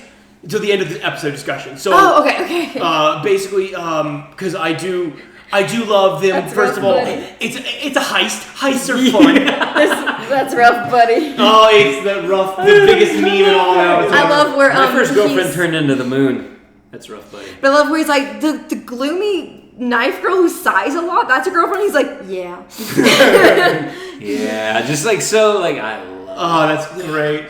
But it's a heist, which is great. I love watching them when the heist goes wrong. I love a good heist Because episode especially or because it's movie. like they were like I can't remember were they there for Suki or for Hakoda? Hakoda. They were there because they were like, But where they would the found fire Suki. They station, found- yeah. where would the prisoners of war be? And he's like, probably the Boiling Rock. Like from the invasion? Yeah, Boiling Rock. Probably. And so they go there, and I think they find. I don't remember if they find Hakoda or Suki first. they find find Suki Suki because first. they see the gondola. They're letting people off, and there's no Hakoda there, and they're like, Oh no, because Hakoda comes out at the very end. that's the second time. Is it? They're looking around and they find Suki, and he's like, Suki, and he talks to her. Hey, is my dad here? She was like, no, I haven't seen him. Clearly, I know the plot more than y'all. You do. Go ahead. Take it away. Okay, they go to the Boiling Rock, and they're like, we're here now, our balloon is destroyed and everything, so we're here for the long run. And they don't know how they're going to escape, but they're going to figure it out. Basically, they do some searching around, they find out his dad is not there. Mm-hmm. But then they find Suki, Okay. and they're just As like, the maybe it's not like over, It's or maybe not- it's maybe not it's for not a total waste. lost. And they find Suki, still- but then they make this plan to escape in one of the coolers. And then they do so, they're about to do so, but then they hear that some war prisoners are about to come That's in. right. And then they're just like, we can't leave yet. And then, but the other dude that was with them, what was his name? I don't know, but the big dude, they end up doing it and then they fail and blah, blah, blah. How do you remember that? I don't know. But then, They put their entire plan on risk, and then it looks like they let him get. Y'all go ahead and go. My dad might be here, and so they look and watch, and then it's like, nope, not there. And then like, hey, you in the back, get out there. They're like, dramatic reveal! dramatic reveal. Yeah. But it's a lot of crazy high energy antics. It's really good. I love it, and it leads to the downfall of Zula. yeah. Okay, the betrayal. Go for it, Abby. Take it away. All right, they are on the gondola with the warden. Yeah, they had taken the warden captive because they knew that the warden would rather die than lose his record. But they know that the guards would never dare attack the warden. That's why when they have him on the gondola, he yells out to cut the line. Which is, they have him gagged at first. They have him gagged, and he tells them to cut the lines, and they go to cut the line. They're going to. That's when Azula and Tylee are like, let's duck. Like, let's get out of here. Because they were fighting on top of the gondola. That fight was so good. And then May stops them from cutting the lines. Because she's like, I'm saving the jerk who dumped me. Yeah, and then she's like, basically like, what happened? Like, you miscalculated. I love Zuko more than I fear you. And then Azula kind of slips for a second. Snaps for a second. Her and eyes as she wide. is about to attack May, because they both take a fighting stance. They're ready. May is like, I accept it. You know, this is the consequences of what I did. Bring it on. Takes May's side because she knows how messed up Azula is. Yeah, and she blocks I Azula. love seeing these people, Azula, as manipulative as she was. These people were actual friends with her. Yes. And you get to see, like, yo, I'm not going to let you murder one of my friends. In Tylee's eyes when she does that, she's just like, it kills her to do that to Azula, but she's like, I can't let you hurt May either. Yeah, May won't, if you stop this now, May won't kill you. If May stops this, you're going to kill her. Yeah. I know what side keeps everyone alive. And also, it breaks Azula. I know how manipulative you are. And it's so good. And that is where Azula's downfall starts. I feel like one of the reasons, obviously aside from the fact that she loves Zuko, I feel like one of the main reasons that May helps them escape is I think she's starting to see Zuko's perspective and that the Fire Nation's been wrong. Yeah, having somebody that she knows loves his country betray it, it's like, it probably opened her eyes to a little bit. And honestly, she was just probably tired of Zula's crap. Yeah. Probably. All right. That was the first. And from there on, Azula's descent into just insanity is so beautifully written and done. And scary. And scary. Terrifying. All right, next is that... Speaking of terrifying, the Southern Raiders. Okay, I'm going to talk first because I haven't talked much lately. Please. So, this is easily Aaron, my me first. favorite, Sorry. well, almost least favorite episode in season 3. So it's my favorite because this is where you see, aside from the final battle between Katara and Azula, this is where you see the most growth in Katara. And she's just like, no, I'm freezing the rain. It's getting the part that you see her biggest, like, if you look She back at episode bloodbends 1 the dude. and episode, in this episode, You see it the is biggest change. It is her darkest point. Yeah. Sorry, continue. So I love it because of that, and like just the growth that you have seen in Katara, and the forgiveness you see at the very end, where she's like, I'm not going to be like you. Now I kind of wish we'd done this for the whole podcast. where she's like, I'm not going. Sorry. I forgive you, but I don't at the same time. Right. Like, You're not basically forgiven, but I'm sparing you. I will spare Yes. you. You're not worth killing, but I will Yeah, never like just how forgive dark you. she was willing to get to try to do that. Which I mentioned it's also my least favorite episode, and anybody that talks to me about Katara knows that she's my least and most favorite character. Least and most? Yes. And She's you're my favorite complicated. because of what? You're complicated. I know. She's my favorite because of the growth and how like specific and special she is to Team Avatar. But I can't stand her sometimes. Like, I understand that losing your mother is very difficult. Like, that sucks. But the comparison she makes of losing her mother to other people like Jet losing literally his entire people, or Aang losing, he's the only person left of his kind. Oh, your entire race was murdered? Did I ever tell you that the Fire Nation took my mom? Like, I get it. That sucks. This necklace is all I But have. she plays Woe Is Me way too much so the series on her mom. Like, it's Sokka's mom too. Well, she doesn't do it too much, I feel but when like she she does, I it feel like she doesn't doesn't. do it quite as much as we remember. I don't think she does it as much as I we just think. watched It's it. just. I'm still watching Dude. It's just it feels so. And so it's one of it my feels least out of favorite character episodes solely almost. because the whole episode is around I lost my mother. Where Zuko's sitting here like, yeah, my whole family betrayed me. Like, but I'll help lost you. my mother. Twins. My dad is in prison. My dad's trying to kill me. At least you know what happened to your mom. But can we talk? I actually do enjoy. This is probably my favorite "Woe is me" from her because it's less pity me and I'm taking this to them. I'm gonna do exactly She them is what they did to me. pissed.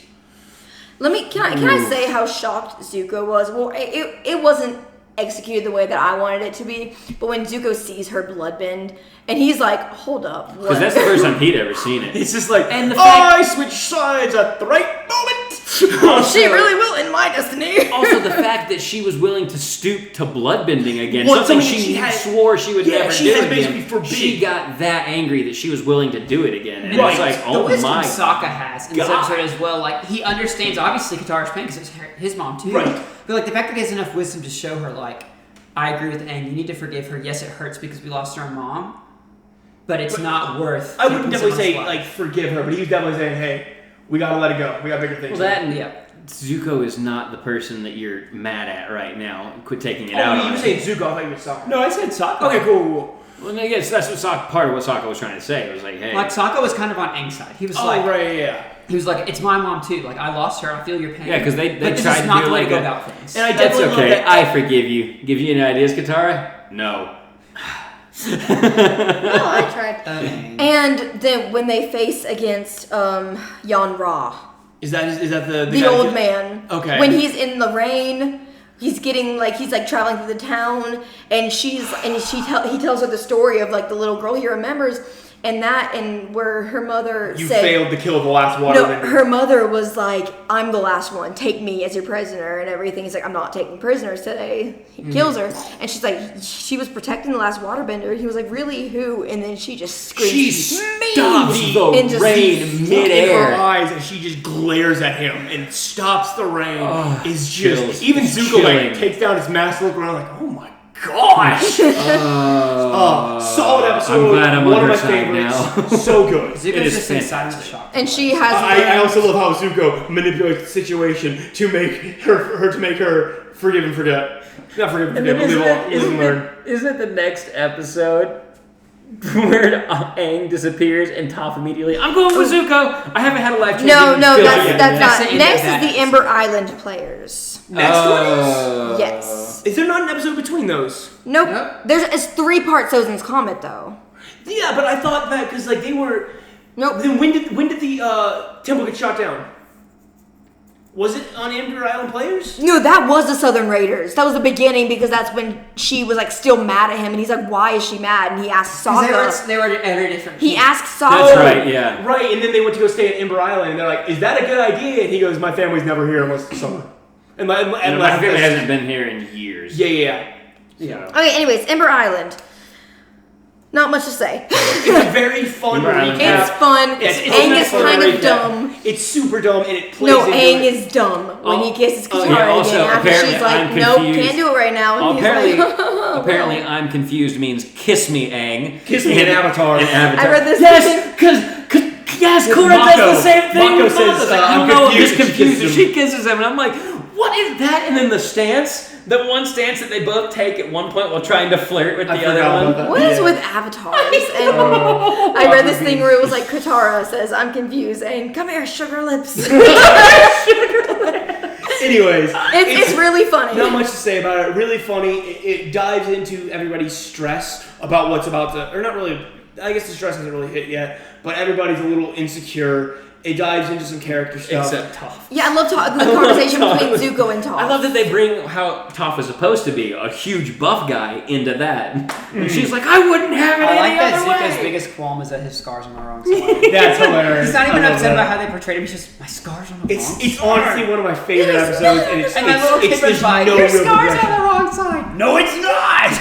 All right. I love that. All right. So I'm gonna make this we're gonna count this as one, Sozin's the three-parter of Sozin's Comet. Oh my god! One of my favorite finales in any series, and I am so glad they had the wisdom to end the series and not just let it keep going on to where there's no actual conclusion. Yes. Too many shows do that nowadays. I hated to see it end, but I loved the way they ended it. It was and the I wouldn't ask perfect for way. it. Honestly, if they You did could keep not ask going, for a then better we wouldn't be left with the whole wanting it to keep going on. Exactly. I'm glad that they were able to bring back the Avatar state after a season of not having it. That, in such a good way too, hitting that one point to be able to release it again, to hit Almost it with acupuncture. Yes, it was really cool. But just whenever when he's like, what is the line? Sorry about that. Like, come out and play, little Avatar, and just glowing hand reaches out of the pile of rubble and grabs him by the goatee, Yeah, by the and he lowers him and slowly just the rises terrified look on his face was like, oh no, he's in the Avatar state. Okay, so we don't go all over the place. Let's first talk about Aang disappearing, or him being very upset, about the killing. Yeah, he doesn't want to kill him. And Everybody's he disappears telling him. with the lion Because at turtle, and they first- search him, and they end up finding the White Lotus. Yeah, 'cause Let's at talk first- about all that. At first, he is very much like, hey, we were just gonna wait till after the comet to fight him because I can't beat him. I haven't even mastered everything yet. Zuko's like, But no. Zuko's There won't like, be anything oh, left." No, we're burning the place down. We're gonna not do that. And so he ends up like, all right, I'll have to find a way to defeat him. And everybody's like, not away, kill him. And then he goes off on Katara about when she's like, when they were playing around with him, and he's like, this isn't a joke. You don't understand the position I'm in right now. I'm asked to kill this dude, which I've been taught to completely never That is against do. who literally I am. against everything I've ever been taught. Okay. I love that he asks Kiyoshi for help. She's like, After kill him. Kill He him. ends up in the middle of nowhere. He has no idea where On he the is. back of a lion turtle. We don't know that yet, but he tries his bending, so he knows, I mean, he knows what? he's not in the spirit world, but he's like, all right. Toph wants to go on a life-changing field trip with Zuko. Doesn't happen, which is still the biggest tragedy of the series. You're right. It's the worst field trip ever. But he starts talking to his past lives, and it's just like, he talks to Roku, and Roku's like, I started this war. I may not be the right person to talk to. You need to kill him to end it. Let's get a second opinion. Kiyoshi, kill him. But what if I kill him hard? I love that when that one ends, he's like, I knew I shouldn't ask Kiyoshi. He even talks to another Airbender who's like, you understand the position I am. The female one, right? Yes, the female one. Which is She was cool. And she was very cool, and she's like, I understand the position you were in. He goes against everything you've ever been taught. Kill him. So you Like, have to that is the only give way to up your preserve peace. own spiritual If needs it- for the fate of the world. Sometimes you have to give up, a part of yourself to save the world. That's part of the price of being the Avatar. He's just like, I just cannot do that. I cannot bring myself to I kill refuse somebody. to stoop to his level. Then it talks about the Avatar, like the really far back waterbending Avatar, who or water, you know what I mean? Yeah, there's a who tried to kill. He's the one who tried to kill Ko, the face stealer, because he stole the face of the woman he loved, which I thought was cool. Yeah, that was a cool Anyways, callback. okay. He finds out he's on the back of a lion turtle, and the lion turtle shares him a little secret, which we aren't going to go into yet. Yeah, because But then it doesn't explain the whole it. thing with June and the anteater smeller thing, the thing Oh my that gosh, tracks was that them. Sozin's Comet? Yes, that was like the first part of it, because then Oh, yeah, because they can't find Aang because apparently Right, he doesn't Zuko seeks her out. exist. So Shoo-shoo. they go. Yes. It was So the they day go that- and find Iroh Creature, I instead. dropped a screenshot. Because said if anyone can defeat the Fire Lord, I know who it is. Right. And they go and they end up stumbling They on find- top of the Order of the White Lotus. Yes, They- which you see a lot of He members. apparently carries around Iroh's sandal with him. I think Zuko does. it's That's how they sweet. tracked him. I think it's And sweet. then the heartwarming moment where he finally gets He to talk breaks to down in Iroh. tears like, I failed you. I'm sorry. I understand you never want to talk to me again. I want you to know I was wrong and I'm sorry. And then he just turns around and hugs him. Iroh just turns around and embraces him in the biggest hug ever with tears streaming down his own face. He's like, I was never mad at you. I was sad because I thought you had lost your way. Right. I'm tearing up now just thinking about so it. Like, I'm not even joking. You get to meet love that. Master Paku again? See, Yeah, Paku, they see Master Paku, they Master find out that Jong Paku is now their grandfather. Paku is now engaged to their grandmother again. I love I that. love You see that. Jong You see Jong. Jong, you see Jong Jong, you see Boomy. Wait, someone's missing from your group. Someone Very very important. Where's Momo? I forgot about that. Because Momo's with Aang. Yeah, I forgot about that. Okay, and now we're moving on to the point where Aang does leave, and then as they are preparing to burn the world to the ground, Aang shows up again, and there's like, Aang is back. Aang is back. Azula is crowned Fire Lord, or is about to be crowned Fire Lord, because Ozai doesn't need that title anymore. He's going to be the Phoenix King. He will rise from the ashes of the world. Okay, let's separate this by battles. Okay. First one, the air fleet ship with Agreed. Toph, Sokka, and Suki. Yeah. Airship slice! Okay. I personally love that sequence. Yes. Of the people who really can't do anything in this battle, they give them so much to do. Toph utilizes metal bending perfectly in this battle. In the air! Oh, y'all, Suki is a straight up boss. A warrior in this. Sokka, master planner, like also a great fighter. The three of them shine so well in this sequence and are ready to help Aang if they need to. He loses afterwards. his space. And he loses his sword and dislocates his shoulder trying to save everybody. Sorry, can I break that down? Please, I'm gonna give that one to. Okay. Actually, I'm gonna give it to Aaron if he has something. I was just gonna say the amount of pain that I feel when he holds Toph by her fingertips I was on the gonna edge of do the ship, that. like, With a dislocated shoulder. It's just like, oh my. And has Fire Nation soldiers surrounding him, Abby. About that. They are working hard to do this. They know they're probably not going to live through this. Because, Suki is already separated from them because something happens with the airship and she's like, I'm okay, finish the mission. I'll take care of things from here. They go and they are surrounded. He threw his boomerang at someone and it just kind of went. It leaves. And then he throws his sword to another dude and it just falls. He's like, bye, space sword, which is so sad. But then, because they fell off and they landed, he is on his back, dislocated shoulder. No. It was his leg. It was his leg. His shoulder, it was his he leg. landed on his leg. That's right. Really That was me. And he's on his back, holding Toph by the fingertips, and he's like, I don't think Boomerang's broke coming his back. leg. He's like, I don't think Boomerang's coming back. I think this is the end. And Toph is crying. Pausing here because Toph's perspective in that moment, She's absolutely nothingness. The only thing she can feel is Sokka's hand. Craziness going on around her. Oh, she can hear everything, feel heat, but all she knows is Sokka's hand. She has no idea what's happening. She's dangling, and she can hear his struggle. And she's like... And she hears him say, this is the end. We're done. What's going on? And then Sokka. Suki comes back! Yeah, just the line, I don't think Boomerang is coming back this time. Crash. Did Boomerang come back? No, Suki did. So good. Love that. That's the end of that one. Great one. That fear in Toph that must have been there. Because that's like, she does not emote with her eyes very often, but you see them, they go wide. And They go wide and she's crying. Oh, there's tears coming down. Yeah. Oh, Okay. so good. Zuko and Azula at Such a Nikai. perfect show. Before you start seeing, we've touched on this like 3 times already, her slip into madness as nothing is getting perfect. Nothing is going the way she wants. Everything is going wrong. She starts hallucinating her mother and just...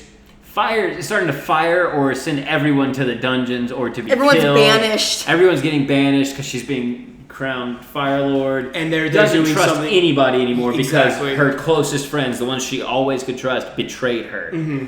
And so she can't trust anybody anymore, and it is just making her fall apart. Literally, she's about to be crowned. About to be crowned. Go ahead. I'm going to let you take the part over. And in comes more betrayal. And Zuko and Katara come and ruin everything, and it's beautiful. Just the whole fight sequence. I love Zuko shows up, sorry, but you're not getting crowned today. I am. And I'm like, Challenge you to an Agni Kot, which season 2, Azula would have been like, ha, no. yeah, she wouldn't have done it. She would have just been like, crown me. Yeah, no. But this one being so out of it and just she has to prove she's better. Because Katara's even like, you've said yourself, you can't handle her. Like, And are you he's sure about like, this? He's like, something's off. She's slipping. She's slipping. I got this. And he did, which is why she resorted to aiming at Katara. The only way she won was by cheating, firing lightning at Katara, making him mess up the lightning bending redirection. Continue. Can I mention he's the sick. reason that he messed up the redirecting wasn't because he did something wrong and it went through his heart or anything. It's because he was not grounded. He was in the air. He was in the air. He had nowhere to. And he just had to like. He had nowhere to take it out of. He had nowhere to ground. So he took the shot and he actually did send it out. You saw it because you saw the lightning go afterwards. Right. So he did send it out because it wasn't grounded. It messed him up on one side. It hurt a lot worse than it would have if he had been grounded on. Yeah. He would have died if it didn't Katara go was out, there. though. Yeah. And then Katara finished up. But this is probably one of the best fight scenes in the whole show. It's between Katara and Azula. I think it is. Especially she freezes the two of them. I was going to get there. Yeah, go ahead. Sorry. Because obviously Katara's been my favorite. I think this whole Agni Kai, including like all three of them, is the best fight in the series. Oh my god! Obviously, Azula is an incredible fighter. As crazy as she is, she's an incredible fighter. But all the growth we've seen through Katara, we get to this final battle. She literally she finds water like down in a ditch. And she freezes him in this block of ice and then uses what looks to me kind of like the airbending, firebending, nose-breathing thing that Iroh did. That is actually I never considered it. melts literally only herself. Like, it's still a frozen block, but she's just moving around in the ice. Like, also out of one breath. It's a while, too. Who would have thought to do that? I have held my breath before. And, like, that she was able to do that. It's just, like, such a Did you hold your breath during that sequence before? All the time. Did you exhale when she exhaled? Yes. Okay.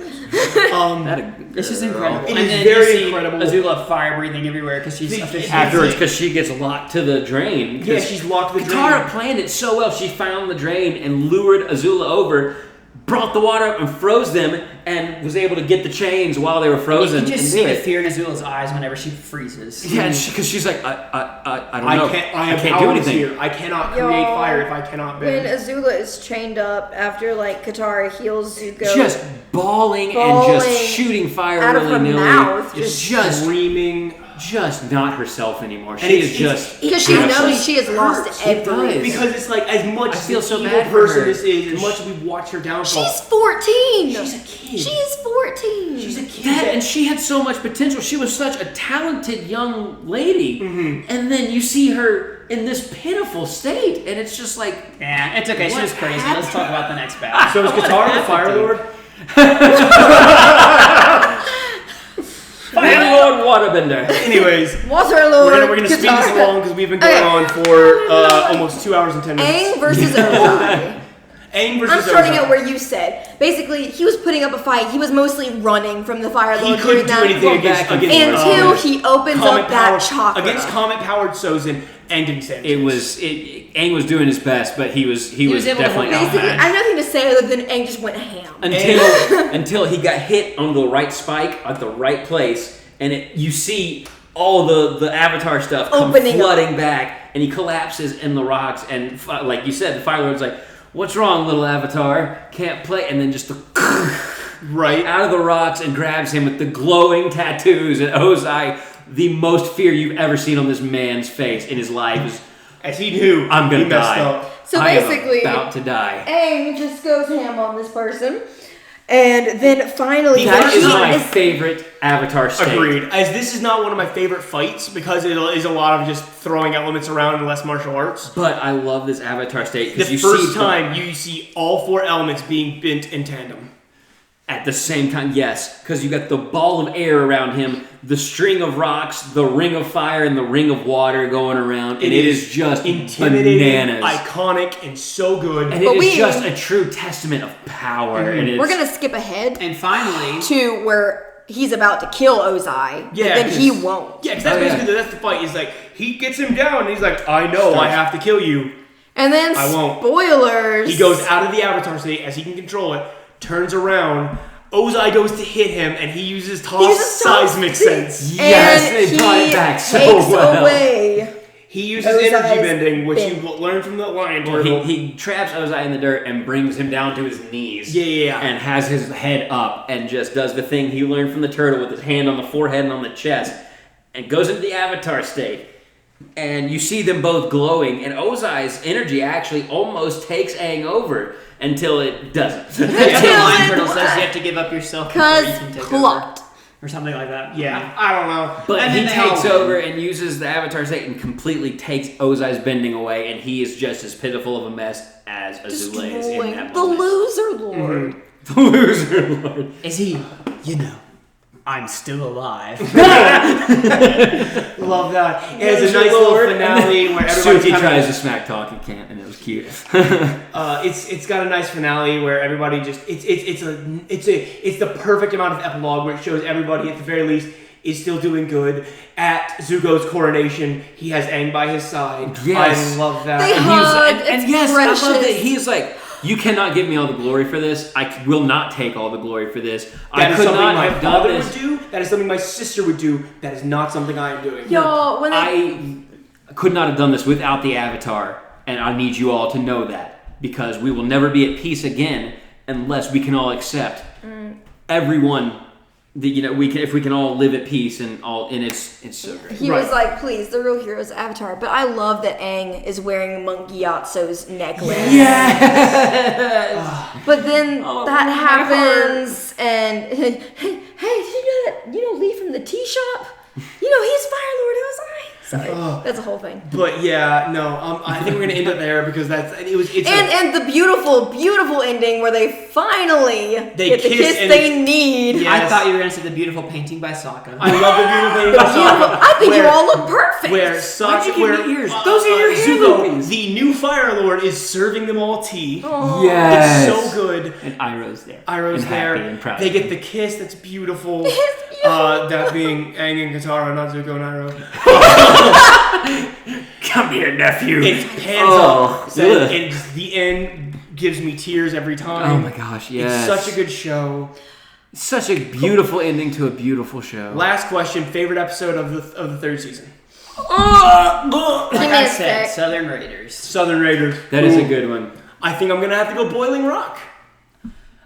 I'm gonna go The Day of the Black Sun. Oh, that's so good. I can't choose. I think I'm gonna have to agree with the Boiling Rock, because Yes. I've been thinking about that. I'm like, what? Since we started on season 3, I was like, what is my favorite episode? That being said, and I was we like, have the to Boiling give- Rock probably. And as we went through, I was like, well, I'll keep my mind open, and I think I love that one the We most. have to give it to also Sozin's comment. Yes. The perfect finale. I think energy bending kind of got pulled out of nowhere, and it's a weird Deus Ex Machina that I'm not the biggest fan of. It's still, they played it well. I fine thought with it was a great workaround so that Aang didn't have to Had it kill been him. implemented earlier in the series, I would have. Yeah, But it was taught by I'll a giant take the turtle, tables. so I give it a Who pass. cares? Honestly, it's whatever.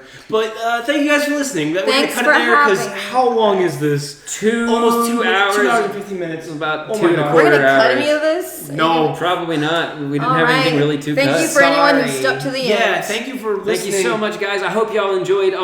Aaron and Abby, y'all say one more word. Give it up for Aaron and Abby at Yeah. home. No, you weren't supposed to clap. I was just gonna let them clap in silence for a minute. Anyways, Sorry. This was fun. Thanks for having us. I love Avatar, even though I'm heretical and I've only seen it every once.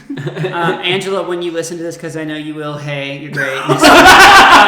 Name dropping. All right, I'm Abby. allowed to. Thanks for letting us nerd out with y'all. Dude. This was really fun. Yeah, man, this was fun. We'll try to get y'all on, especially if they like it. If y'all like having Abby and Aaron on here, please comment. Let us know what you thought. If you want us to have Give them us some back love. again, let us know, because we would love to have them on, do some more whenever we can get together again. And don't forget to smash that like button. Don't forget to subscribe and follow me on my Twitter. We are planning on having some of our other friends on. If that's a thing that you would like for us to do and want us to keep having guests on every now and then, please let us know. One question real quick. Aaron, did you enjoy being on the podcast? Oh, absolutely. Abby, did you enjoy being on the podcast? Not in the slightest. cool. You're both regular characters now. Bye. Adam, did you enjoy doing another podcast? Oh my gosh, I love this. This was such. Okay, let me specify. We need to split this in 2 parts. Did you enjoy having Abby and Aaron on here? They were very good bouncing off of, and Yes. I loved everybody's input, especially in the first 2 seasons. Go team. I Let me agree. specify. I did love being on the podcast. Thank you guys so much for being on this podcast. It has been so much fun. Go team. Make sure you keep checking us out so you can watch the next one, and go check out our other ones if you haven't listened to our other podcasts. Those are pretty good too. Yeah. And we'll see you in the next one. In the meantime, We love you. Stay weird, and we'll see you next time.